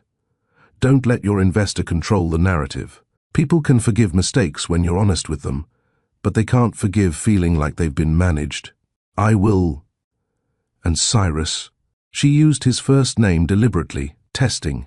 Being lonely on purpose doesn't make you safer. It just guarantees you'll be alone. There's a difference. The doors started to close. He reached out to stop them. Serenity, wait. I'll see you tomorrow, she said softly. 6:30, your apartment, like always. Like always, he repeated, but they both knew it wasn't true anymore. The doors closed. The elevator carried him up to his penthouse. Serenity stood in the 15th floor hallway for a long moment, her heart beating faster than the claustrophobia explained. She'd broken her own rule, had let herself be seen, had let him matter, had crossed the line from invisible service into actual connection, and she could tell from the look in his eyes that he'd felt it too. That night, Cyrus called 14 clients personally, explained the bug, the fix, the safeguards, listened to concerns, answered questions without corporate deflection. 12 of them committed to staying. 2 wanted to think about it. When his investor called the next morning, furious that Cyrus had gone rogue with client communication, Cyrus was ready. I didn't go rogue. I did my job. These are my clients, my company, my responsibility. You want a CEO who hides behind lawyers and PR firms. You picked the wrong founder. The investor had backed off, not happily, but he'd backed off. And Cyrus understood that the advice that saved his company had come from someone he'd been treating as invisible for 18 months. Someone who saw him clearly enough to know exactly what he needed to hear. That Friday morning, when Serenity arrived at 6:30, she found Cyrus in his kitchen making coffee. With cinnamon, the way she'd taught him. He poured 2 cups and handed her one. Client calls went well, he said. 12 definite stays, 2 maybes. Investors pissed but backing off. Told you. Honesty works. You were right. He met her eyes over his coffee cup. About a lot of things. They stood in his kitchen, drinking coffee in comfortable silence. And something fragile and precious existed between them. Neither of them named it. Neither wanted to risk breaking it by acknowledging it directly. But it was there. Real and undeniable. 10 months later, external pressure and internal fear would shatter that fragile thing with words Cyrus couldn't take back. But for that morning, in that moment, they had coffee and honesty, and the beginning of something that felt like it might become important, if they were brave enough to let it, if the walls Cyrus had built could come down far enough, if Serenity's secret didn't destroy everything when it finally came to light. Too many ifs. But for now the coffee was perfect, and they were both present, and that was enough. The call from Silvergate Group came on a Monday morning 2 weeks before Serenity quit. She was in her 15th floor apartment reviewing maintenance reports when her phone rang. Unknown number, professional tone. Ms. James, this is Lena Park calling on behalf of Silvergate Group.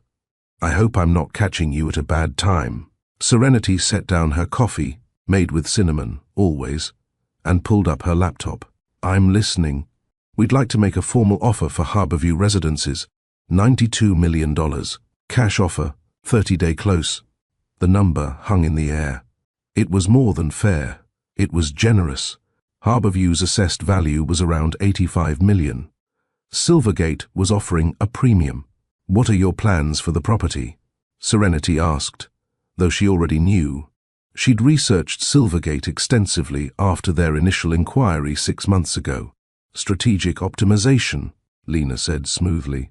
Harborview has excellent bones and a prime location, but it's not reaching its full revenue potential under current management. We'd modernize the rental structure, convert some units to short-term executive, housing, upgrade amenities to attract higher-income residents.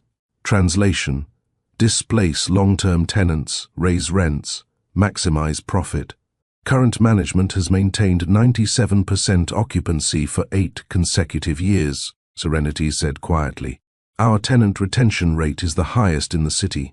People don't leave Harborview. Exactly our point. You've created artificial affordability that limits returns. With proper optimization, we project 40% revenue increase within 2 years. By forcing out families who've lived here for decades. A pause. That's an emotional way to frame market correction, Miss James. These are business decisions, not personal ones. After Lena hung up, Serenity sat staring at the number she'd written down. $92 million. With that money, she could launch the James Foundation immediately. Fund scholarships for hundreds of students. Support small businesses in underserved neighborhoods. Create affordable housing initiatives across the entire city. Help thousands of people instead of just the 400 residents of one building. But those 400 people would lose their homes in the process. She walked through Harborview that afternoon, seeing it through new eyes. Watched the young family in 22 Billions struggling to get their double stroller through the door while juggling groceries. Saw the teenager from 8F doing homework in the lobby because his apartment was too crowded with siblings. Noticed the elderly woman from 4 Billions moving slowly toward the elevator, her cane clicking against marble floors her father had restored 15 years ago. These were the people Silvergate would optimize out of existence. Serenity pulled out her phone and opened the Notes app. Started a list. Mrs. Chen, 4B, 15 years, fixed income, nowhere else affordable Sanchez. Family, 8F, 7 years, 3 kids. Mother works hospital nights couple with. Twins, 22B to 2 years. Medical debt, desperately need below market. Rent Cyrus Vale, 38 to 3 years. Pays market rate but... She stopped typing. But what? Cyrus could afford to live anywhere. He didn't need her protection or consideration. If anything, his petition last month to cut staff bonuses proved he saw Harborview as a service provider, not a community. But she thought about their coffee conversations, the elevator confession, the way he'd slowly, gradually started seeing the people around him. He was learning, growing, becoming someone different from the man who'd moved in 2.5 years ago. Was that enough to factor into her decision? Her phone buzzed. Elliot Rowe, her attorney. I heard Silvergate called. Lena Park can't keep quiet about major acquisitions. 92 million, Serenity confirmed. That's serious money. With that capital, the foundation could displace 400 people in the process. She cut him off gently. I can't do it, Elliot. I can't be the kind of owner who sells people's stability for a bigger bank account, even if that account could fund larger dreams. Your father turned down 105 million, Elliot reminded her. For the same reasons, I know. And he was right. She was surprised by how certain she sounded. I'll restructure the other properties to generate more revenue. Use those profits for the foundation. It'll be slower, on a smaller scale than Silvergate's money would allow. But it'll be honest. Walter would be proud. I hope so. Her voice caught. Because I'm about to stop hiding who I am, and that's going to change everything. While Serenity wrestled with moral calculus, Cyrus Vale was fighting his own battle. The email from his primary investor came on a Wednesday, 9 days before the breaking point. Emergency board meeting, Friday 2 p.m. Discussion topic, leadership transition and CEO succession planning. Cyrus read it 3 times, his coffee going cold in the lighthouse mug Serenity had found for him. Leadership transition. They were coming for his company. He called his attorney, who confirmed what Cyrus already knew. The investor had the votes. Could force him out if positioned correctly. They'll offer you a face-saving exit, the attorney explained. Chairman position. consulting role, something that looks good but has no real power. Then they'll bring in professional management and reshape Northline into whatever they want it to be. Can we fight it? You can. But it'll be ugly, expensive, and you might lose anyway. The algorithm bug gave them ammunition. Cyrus spent the next week preparing for war, building presentations, reviewing client retention rates, documenting Northline's growth trajectory. He barely slept, living on coffee and adrenaline, his penthouse reflecting the chaos in his mind. By Friday morning, he was a wreck, exhausted, paranoid, running on fumes and fear. That's when Serenity arrived for her regular cleaning visit. She let herself in at 6:30 to find disaster. Clothes scattered everywhere. Dishes forming archaeology in the sink. His bedroom looked like a bomb site. The air was stale from someone who hadn't opened a window in days. Cyrus sat at his dining table, surrounded by laptops and papers, wearing yesterday's shirt. His hair was uncombed. His eyes were bloodshot. He barely looked up when she entered. Serenity assessed the damage. This wasn't a normal mess.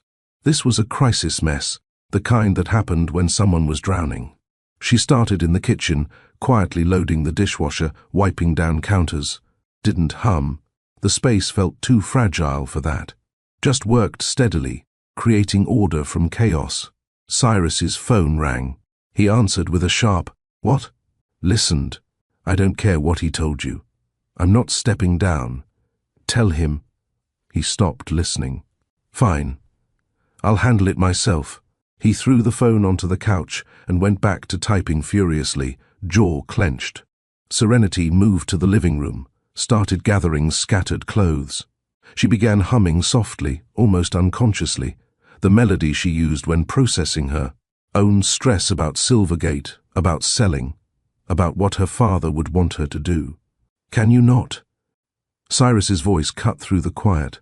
She stopped, looked up. "Not what?" "The humming. I need to focus." "Sorry." She went back to folding his shirts, staying quiet. But 5 minutes later, she was humming again. Not deliberately, just the way you do when trying to calm yourself, using familiar rhythm to steady thoughts. "I said stop." His voice was sharper now, edged with panic. "I wasn't." She caught herself. "Sorry. I'm just trying to help." "Help?" He laughed, bitter and exhausted. "You want to help? Leave the humming for when you're not in my space. Some of us are dealing with actual crises here." The words were wrong. Actual crises. As opposed to what? Her fake ones. "I have crises too, Mr. Vale." She kept her voice level. But something had shifted. "You're not the only person in this building trying to keep lives from collapsing." He looked up then, really looked at her for the first time that morning. Saw her standing there with his shirts in her hands, her expression carefully neutral in a way that meant he'd hurt her. He should have apologized. Should have recognized he was doing exactly what he'd promised himself he wouldn't. Taking stress out on the person who'd shown him nothing but kindness. But he was too far gone in fear, too deep in the patterns of pushing people away before they could leave. "Right," he said, sarcasm dripping from every word. "I'm sure deciding which apartment to clean next is exactly like fighting to keep the company I built from scratch." Serenity set down the shirts very carefully. "That's not what I said. But that's what you meant, right? That your problems are somehow equivalent to mine?" He gestured at his screens, at the chaos of his preparation. "I'm about to lose everything I've worked for because of one algorithm bug. One mistake, and they want to take my entire company. So forgive me if I don't have the bandwidth to care about whatever small problems you're dealing with while you're here cleaning my apartment." The silence that followed was absolute. Serenity stood very still, absorbing the impact of what he'd just said. Not just the words, but what they meant. You're just the maid. Your thoughts don't matter. Your problems don't matter. You don't matter. Except for the function you serve. Everything from the elevator, the honesty, the connection, the vulnerability, evaporated like it had never existed. "Just the maid," she repeated softly. "Got it. Serenity. I didn't—" "No, you're absolutely right." She picked up her bag. "You're paying for cleaning services, not for me to care about what happens to you. My mistake for thinking we were... She stopped herself. I'll make sure your new housekeeper understands the boundaries better. What? Panic crept into his exhaustion. What are you talking about? I'm talking about the fact that I quit, Mr. Vale. She moved toward the door, spine straight, voice steady even though her hands were shaking. The agency will send someone else starting Monday. Someone who understands their job is just to clean, not to... Her voice caught. Not to care. Serenity, wait, I didn't mean... Yes, you did. She turned at the door, and for the first time in 3 years, she let him see exactly how much his words had hurt. You meant every word. Because when you're scared and stressed, this is who you are. Someone who measures people's worth by how useful they are to you. Someone who thinks caring is a service you can pay for and dismiss when it gets inconvenient. That's not fair, isn't it? She adjusted her bag on her shoulder. 3 years, Mr. Vale. 3 years of coffee and conversations and me believing you were learning to see people differently. But the moment things got hard, you showed me exactly how you see me. Just the help, disposable. I'm sorry. This meeting with the investor, I could lose everything. And you took it out on me because I'm safe, because I'm paid to be here so I can't really leave, right? She smiled without warmth. Turns out I can leave. I absolutely can. She opened the door. Please, don't go. His voice cracked. Let me apologize properly. You can apologize to your next housekeeper. She paused in the doorway. I hope you win your fight, Mr. Vale.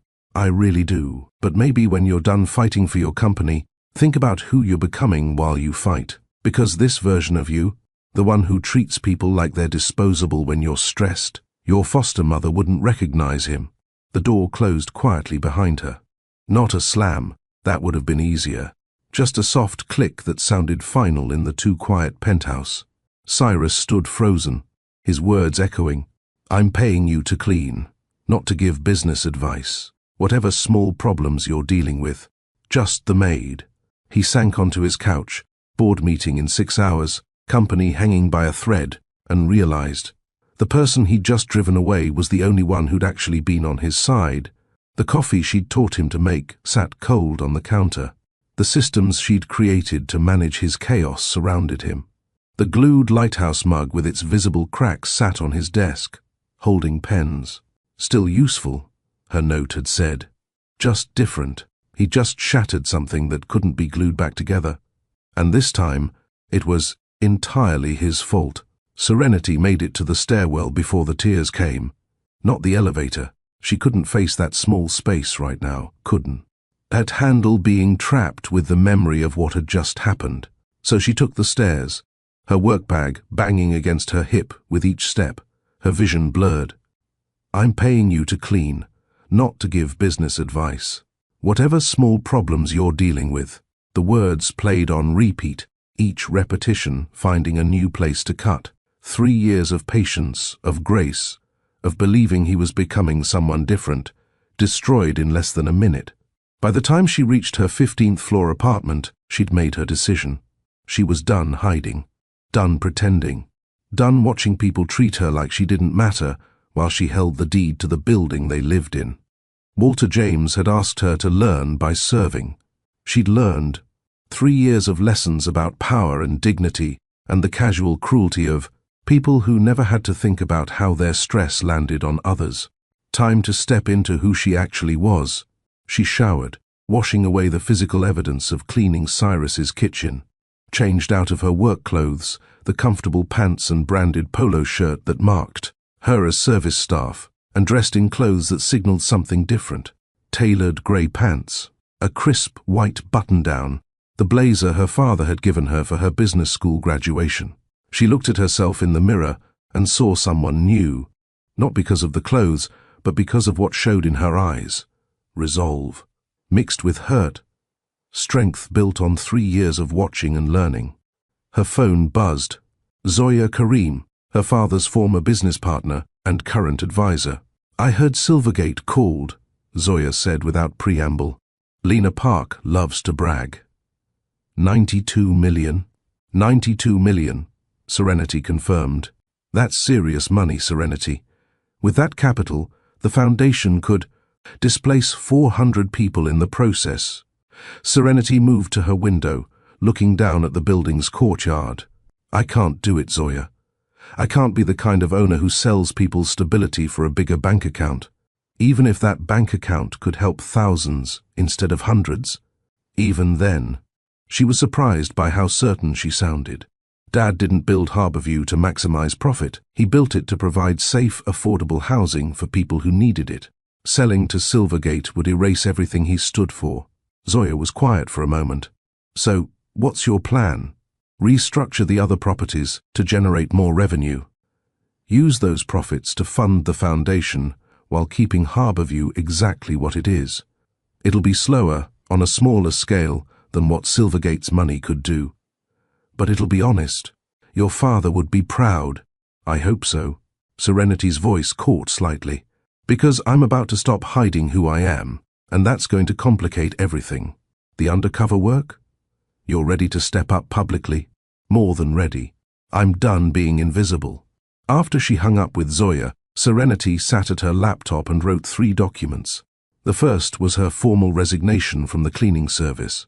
Professional, brief, effective immediately. The second was a letter to Cyrus Vale. She wrote 4 drafts before settling on 3 sentences that were true without being cruel. Mr. Vale, I will no longer be providing cleaning services. Your new housekeeper starts Monday. Thank you for 3 years of employment. S. James. No accusations, no explanations. Just the facts, delivered with the same careful grace she'd shown him even when he didn't deserve it. The third document was longer, a proposal for Harborview's new tenant protection program. Rent increase caps, emergency assistance fund, optional paths to co-ownership for long-term residents. Everything Silvergate Group would hate, and her father would have loved. She emailed it to Elliot Rowe with instructions to prepare formal announcements and schedule a tenant reception for the following Friday. Then she added one more line. Please send a personal invitation to Cyrus Vale, Penthouse 42A. Make it clear his attendance is expected. That night, Serenity barely slept. She kept thinking about Cyrus's face when she'd quit. The panic that had replaced his anger. The way he'd said, please don't go, like he was just realizing what he was losing. Too little, too late. But despite everything, despite how he dismissed her, she couldn't leave his space. The way it was, chaotic, overwhelming. A physical manifestation of his breakdown. She told herself it was professional courtesy, that any good housekeeper would finish what they'd started. But the truth was simpler and more painful. She cared about him. Even hurt and angry. Even knowing he'd probably meant every word he had said, she couldn't walk away without leaving his space in order. Saturday morning at 5 a.m., Serenity let herself into Harborview through the service entrance one last time. The building was quiet. Most residents were still asleep, unaware that their lives were about to change, that the invisible owner who'd been cleaning their hallways was about to step into the light and reshape their future. She took the service elevator to the 38th floor, used her key to enter Cyrus's penthouse.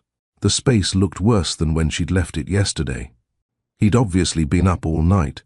More coffee cups, more scattered papers, his laptop, still open on the dining table showing some presentation about algorithm integrity. She moved through the space like a ghost, cleaning quietly, loaded the dishwasher and started it running. I gathered the scattered clothes and started a load of laundry, opened windows to let fresh air replace the stale anxiety that had built up over the week. In his office, she straightened papers without reading them, organized cables, and made sure everything was ready for whatever battle he was fighting. She watered the plant by the window, the one that was still alive only because she'd been tending it for 3 years. In the kitchen, she made one final pot of coffee, with cinnamon, the way she'd taught him, left it in a thermal carafe so it would stay warm. She took the apartment keys off her keyring and set them on the counter next to the coffee, along with her resignation letter. Then she walked through the penthouse one last time, memorizing details she'd never consciously noticed. The way morning light hit the harbor view, the small chip in the marble floor near the entrance, the exact spot on the couch where he always sat when he was stressed. 3 years of Tuesdays and Fridays, 3 years of invisible care. 3 years of watching a brilliant, damaged man build walls around himself and wondering if anyone would ever get through. She'd gotten close. In that elevator, in those coffee conversations, in the small moments when he'd let his guard drop, she'd gotten so close to the person he could be when he wasn't afraid. But it wasn't enough. In his bedroom, she found the original lighthouse mug, the glued one she'd repurposed as a pen holder. She picked it up, traced the cracks with her finger. Still useful, she'd written, just different. She'd been wrong. Some things, once broken, couldn't serve their original purpose anymore. They could be repurposed, displayed, remembered, but they could never hold coffee again. Could never be what they once were. She set the mug back down exactly where she'd found it and walked out of Cyrus Vale's apartment for the last time. By the time she reached her own apartment, it was 7 a.m. She changed into casual clothes, jeans and a comfortable sweater, nothing that marked her as either service staff or owner. Just Serenity James, private citizen, preparing to reclaim her life. She spent the rest of Saturday finalizing preparations for Friday's reception, reviewing her speech, confirming logistics with Elliot and Zoya, making sure everything was ready for her public reveal. She didn't think about Cyrus Vale, didn't wonder if he'd won his board meeting, didn't imagine his face when he found her resignation note. At least, she tried not to. Meanwhile, 23 floors above, Cyrus Vale was discovering exactly what he'd lost. He woke at 8 a.m. to the smell of coffee, confused and disoriented. For a moment, he thought it was Tuesday, that Serenity was in his kitchen, that yesterday's disaster had been a nightmare. Then reality crashed back. It was Saturday. Serenity had quit. His board meeting was in 6 hours. He stumbled to the kitchen and stopped short. The space was immaculate. Dishes done, counters wiped, trash emptied. Fresh coffee in the thermal carafe, and next to it his apartment keys and a piece of paper. He picked up the note while shaking hands and read her 3 sentences. Your new housekeeper starts Monday. The finality of it hit him like a physical blow. She was really gone. Not just for today or this week, but permanently. He'd driven away the one person who'd shown him consistent kindness with his worst impulses. He poured a cup of coffee, perfect of course, because she made everything perfect, and walked through his apartment, seeing her final gifts everywhere. Organized papers, water plants, fresh sheets on his bed, windows open to let morning in. She'd taken care of him one last time, even after he'd told her that caring wasn't her job. The cruelty of that, the grace she'd shown when he'd given her nothing but dismissal, made him sink onto his couch with the coffee burning his hands. He had to fix this. Had to apologize, had to explain that he'd been terrified and exhausted and falling back on old patterns. But she'd quit the cleaning service. He didn't have her phone number, didn't know her apartment number beyond 15th floor, didn't even know. Wait, he did know her last name. James. Serenity James. He could go knock on every door on the 15th floor until he found her. Could wait in the lobby until she came through. Could. His phone buzzed. Board meeting reminder. The fight for his company. Everything he'd worked for hanging in the balance. Cyrus looked at the coffee she'd made, at the cleaned apartment, at the keys she'd left behind like a quiet goodbye. Then he opened his laptop and started reviewing his presentation, telling himself he'd find her after the meeting. After he saved his company. After he proved he could still lead. He'd find her and apologize properly, and somehow make her understand. The board meeting was brutal, but successful. Cyrus presented his case with clarity born of desperation, showed client retention after personal calls, demonstrated the algorithm fix and new safeguards, made the argument that founder-led companies outperformed those run by hired management. His investor pushed back hard, but when the vote came, Cyrus won. Barely. 6-5, with 1 abstention. He kept his company, won the battle he'd been so terrified of losing. And when he walked out of the conference room at 4 p.m., victorious and exhausted, all he wanted was to tell Serenity, to share the win with the person who'd told him to make those calls, to thank her for seeing what he couldn't when fear had blinded him. He drove home to Harborview, already planning what he'd say when he found her. Arturo Ortega was waiting in the lobby with an ivory envelope. "Mr. Vale," Arturo said, his expression neutral. "This came for you." Cyrus took the envelope, noticed the embossed letterhead, Malik and Rowe Legal Group. "What is this?" "Read it," Arturo said simply. Cyrus opened it right there in the lobby. "Dear Mr. Vale, we are writing to inform you regarding Harborview Residence's ownership. Our client, MS Serenity James, sole owner of the property, requests your presence at a reception on Friday, November 17th at 7 p.m. in the 20th floor community lounge." The world tilted sideways. Serenity James, sole owner. Arturo, his voice came out strangled. "Who is Miss Serenity James?" Arturo's expression didn't change. "The woman who owns this building, Mr. Vale. Has for about 3 years now. Inherited it from her father, Walter James." "What does she look like?" "Brown hair, brown eyes, about 5'6". Usually wears work clothes when she's checking on building operations." Arturo paused deliberately. "You've probably seen her around. She's very hands-on with the property." The pieces clicked into place with devastating clarity. 3 years. 3 years of cleaning his apartment while owning the entire building. Every dismissive comment, every time he'd called her the maid, every assumption about her intelligence, her worth, her place in the world, the petition to cut staff bonuses, he'd been trying to reduce her own employees' pay, the Henderson Tech warning, she probably had better financial advisors than he'd ever access, the behavioral economics books, of course she read them. She managed a $92 million real estate portfolio. "Oh God," he whispered. "The reception is Friday," Arturo said, taking the letter back. 7 p.m. "I'd suggest you attend, Mr. Vale. Miss James doesn't make requests lightly." Cyrus barely heard him. He was too busy remembering every moment through a different lens. The elevator conversation about her father owning property. She'd been talking about this building. Her advice about honest communication. She'd probably sat through hundreds of meetings about tenant relations. The coffee ritual. Teaching him her father's recipe while she owned everything around them. And yesterday morning, when she'd said she had crises too, she'd probably been dealing with a $92 million decision about the building's future, while he'd dismissed her problems as small. He'd told the owner of his building that her problems didn't matter because she was just the maid. Cyrus took the elevator to the 38th floor in a daze, stood in his pristine apartment, cleaned one. Last time by a multimillionaire who'd chosen to serve and understood the full magnitude of what he'd lost. On his counter sat both lighthouse mugs, the broken one holding pens, the replacement she'd bought him. Between them, her keys and her goodbye. He picked up the glued mug, traced its cracks, and knew what he had to do. Friday's reception wasn't just a building announcement.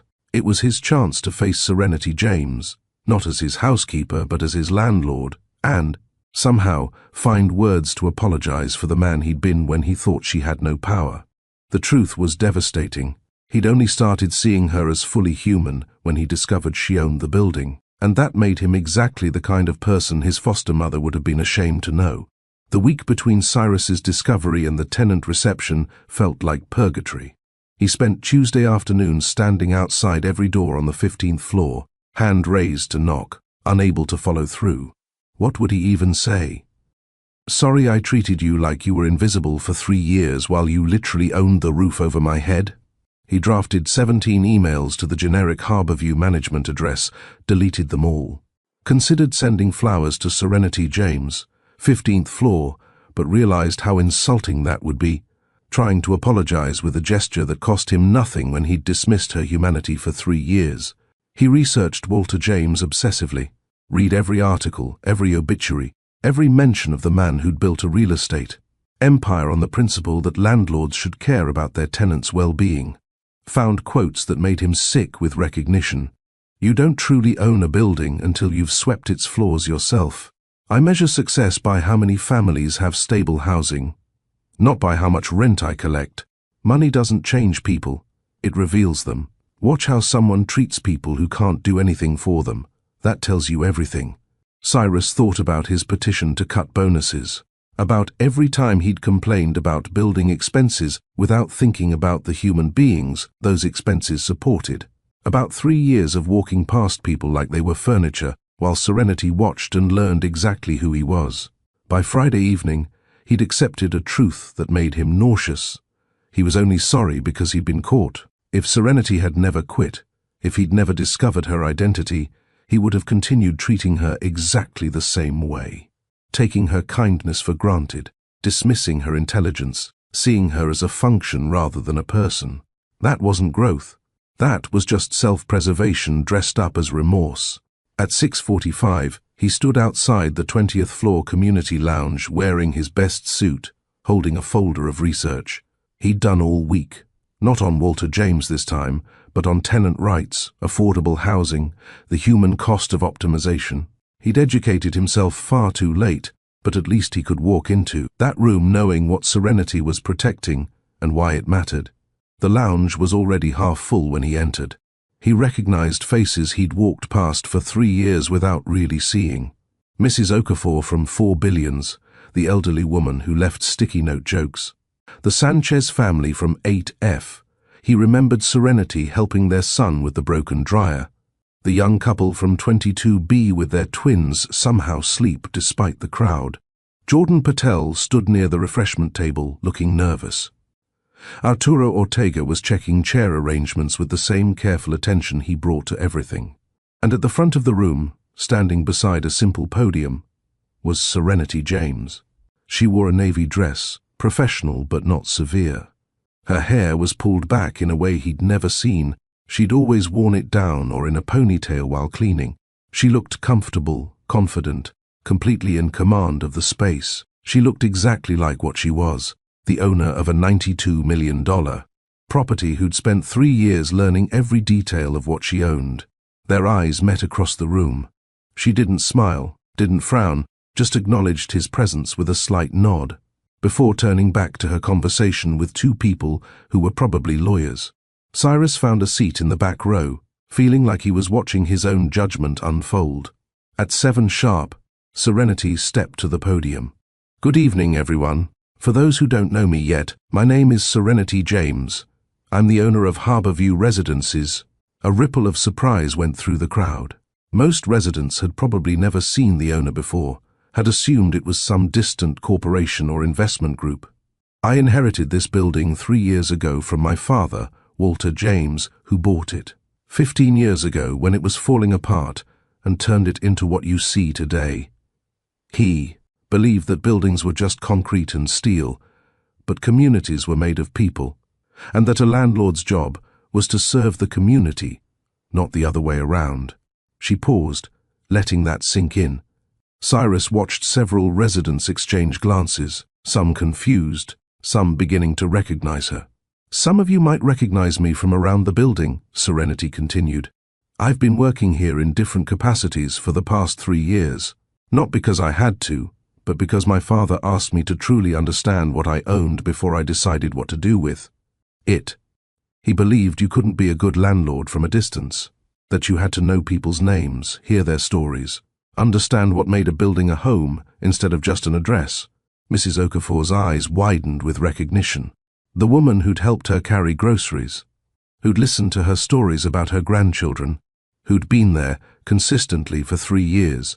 "I'm telling you this now because I recently received an offer to sell Harborview, a very large offer from a development group that wanted to, in their words, optimize the property, raise rents, convert units, maximize profit." The room went silent. Cyrus saw fear flash across faces, parents calculating whether they could afford market-rate rent, elderly residents wondering where they'd go. I turned them down. The relief was immediate, palpable. Mrs. Okafor clutched her grandchild tighter. Someone in the middle actually applauded before catching themselves. "I turned them down," Serenity repeated, "because my father didn't build Harborview to make the most money possible. He built it to provide safe, affordable housing for people who needed it, and I'm not going to undo 15 years of his work for a bigger bank account." She clicked a remote, and a slide appeared behind her. "Harborview Tenant Protection Initiative. Instead, I'm implementing several new policies. First, rent increases will be capped at 3% annually, regardless of market rates. If the market goes up 20%, your rent goes up 3%. Period. Murmurs of disbelief, then hope. Second, I'm creating an emergency assistance fund for tenants facing temporary financial hardship, medical bills, job loss, unexpected expenses. Situations where 3 months of help could prevent eviction. This isn't charity. It's recognition that life happens, and stable housing shouldn't be the first thing you lose when it does. Third, long-term tenants who've been here 5 years or more will have the option, not the requirement, just the option, to enter a lease-to-own program. Build equity in your home instead of just paying rent. Details will be in the packets we're distributing tonight. The room erupted in questions, exclamations, and a few tears. Serenity answered patiently, explaining details, clarifying terms, promising that full information would be delivered to every unit by Monday. Cyrus sat in the back, watching her command the room with the same quiet competence she'd brought to organizing his cable management. Except now, she was organizing people's futures, protecting their stability, choosing community over profit. This was who she'd always been. He just hadn't been paying attention. When the formal presentation ended, and residents clustered around Serenity with individual questions, Cyrus stayed in his seat. He didn't have the right to approach her yet, didn't have the words ready. But she found him anyway. After the last resident left, she walked to where he sat, still in the back row like a student who'd failed the test. Mr. Vale. Her voice was professionally neutral. Thank you for coming. He stood quickly, awkwardly. Miss James the First. Thank you for the invitation. They stood there in the emptying lounge, the power dynamic completely inverted. He was the tenant now, summoned by his landlord. She held all the cards. Would you like to talk? She asked. Privately. He nodded, not trusting his voice. She led him to a small office off the lounge, closed the door, leaned against the desk with her arms crossed, waiting. I'm sorry. The words came out rough. For what I said, for how I treated you, for all of it. Which part specifically? Her tone wasn't cruel, just precise, making him name it. For telling you that your problems didn't matter, for dismissing your advice when you were trying to help me, for treating you like you were invisible except when I needed something. He took a breath. For being the kind of person who only started seeing you as fully human when I found out you had power. That landed. He saw it in the slight shift of her expression. That's the part that bothers me most, Serenity said quietly. Not the bad day or the stress or even the specific words. It's knowing that if I'd never quit, if you'd never found out who I was, you'd still be treating me that way. You're only sorry now because you know I own this building. Because I have power you have to respect. You're right. And the worst part? She pushed off the desk, took a step closer. I think you're a good person, Cyrus. Damaged, defensive, scared, but good. I've seen you help people when you thought no one was watching. I've seen you work yourself sick, trying to protect your employees' jobs. I've watched you slowly, gradually start to see the people around you. But none of that growth extended to me, because I was just the maid. That's not. He stopped. Was it true? Maybe. God, maybe you're right. And that's horrible. Yes, it is. I can't change the past 3 years. Can't undo the assumptions I made, or the ways I was careless with someone who was showing me nothing but kindness. He met her eyes. But I can tell you that the elevator conversation changed something. Before I knew who you were, you told me I was lonely on purpose, and you were right. You saw me clearly when I was trying very hard to be invisible, and it mattered. Then why did you say what you said? Because I was scared. My investor was trying to take my company, and I was falling back on old patterns. Push people away before they can leave.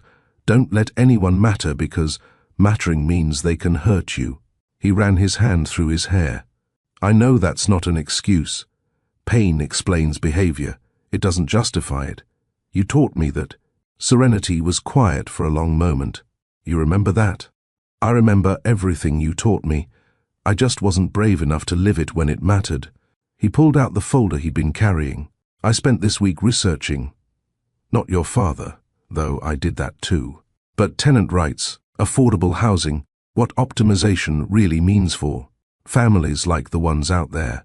I educated myself far too late, but I wanted you to know I finally understand what you're protecting and why it matters. Understanding and living it are different things. I know. That's why I'm asking, not for forgiveness because I haven't earned that, but for a chance to prove I can be different, to show you that I can treat everyone with dignity, not just people I'm attracted to or impressed by. What does that look like? I don't know yet. But I know it starts with seeing people, really seeing them. Mrs. Okafor isn't just the lady in 4B, she's a grandmother on a fixed income, who makes the best jollof rice in the city and worries about her grandson. The Sanchez family isn't just noise complaints, their parents working multiple jobs to give their kids better opportunities. Jordan Patel isn't just building management, he's a man dealing with his mother's dementia while trying to keep 400 residents happy. Serenity studied him. You learned all that this week. I learned it over 3 years. I just wasn't paying attention until now. He set down the folder. I also withdrew my petition about the bonuses, sent a letter to every resident who signed it, explaining why I was wrong. That was before I knew who you were, by the way. Right after you. Quit. Because you were right. When we're stressed, we show who we are. And I didn't like who I'd shown you. Why should I believe you can change? Because I already have in small ways. Because of you. The coffee ritual that makes me slow down. The way I organize things now. The fact that I actually see the people in this building instead of walking past them. He took a careful step closer. And because I want to be someone your father would have been willing to rent to. Someone who measures worth by how I treat people who can't do anything for me. Serenity's expression softened slightly. My father would have rented it to you. He had a soft spot for people who'd been hurt by the system.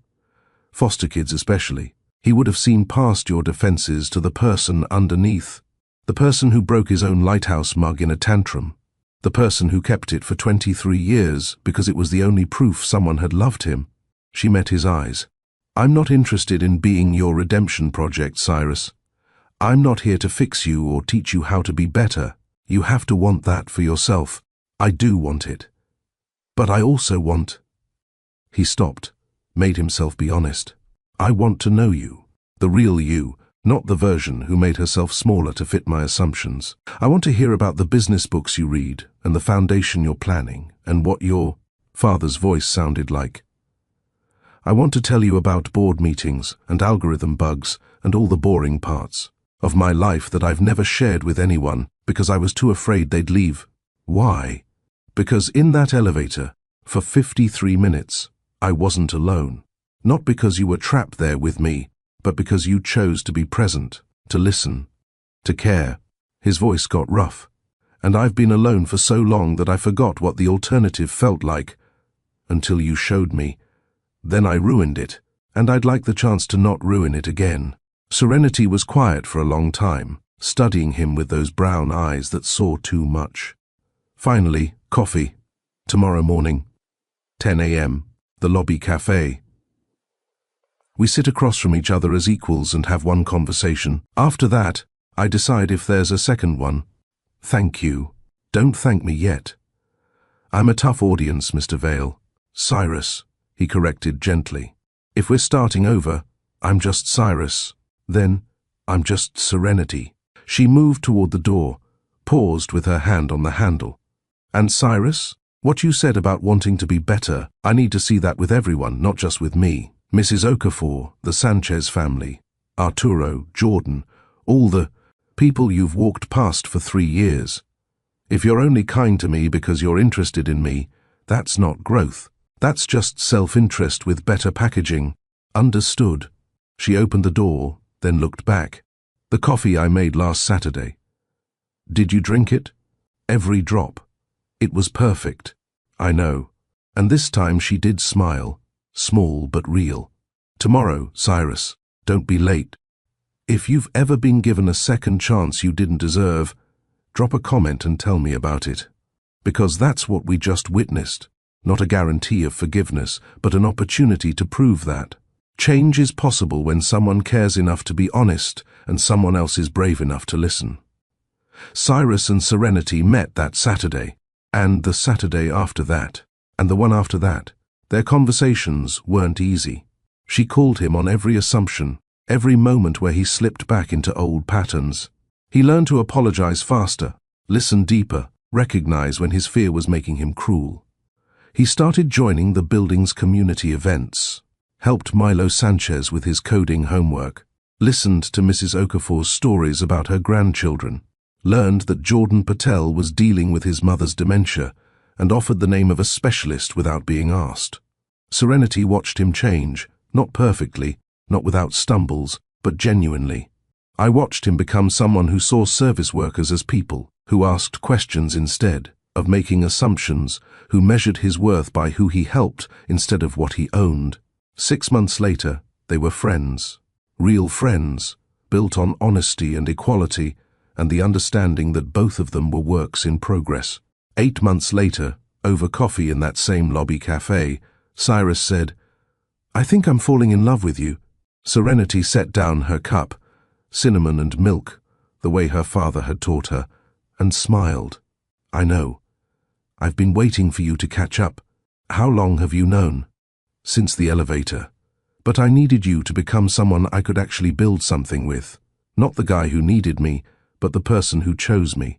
There's a difference. And am I that person? You're becoming him. That's enough." They didn't rush, didn't let attraction override the foundation they were building. But eventually, carefully, they became more than friends. Became partners who challenged each other, supported each other, called each other on their worst impulses, and celebrated their best moments. Became the kind of love that only exists when two people see each other clearly, all the cracks, and broken pieces and glued together parts, and choose each other. So, what's the lesson here? What's the point of Cyrus and Serenity's story? Never judge people by the role they play in your life. That housekeeper, that server, that delivery driver, they're complete human beings with dreams, and intelligence and value that has nothing to do with the service they provide you. Treat them accordingly. Your character shows in how you treat people when you're stressed, not when everything's easy. Pain and pressure don't create who you are, they reveal it. If you're cruel when you're scared, that's something to fix, not excuse. Real power isn't about control, it's about choice.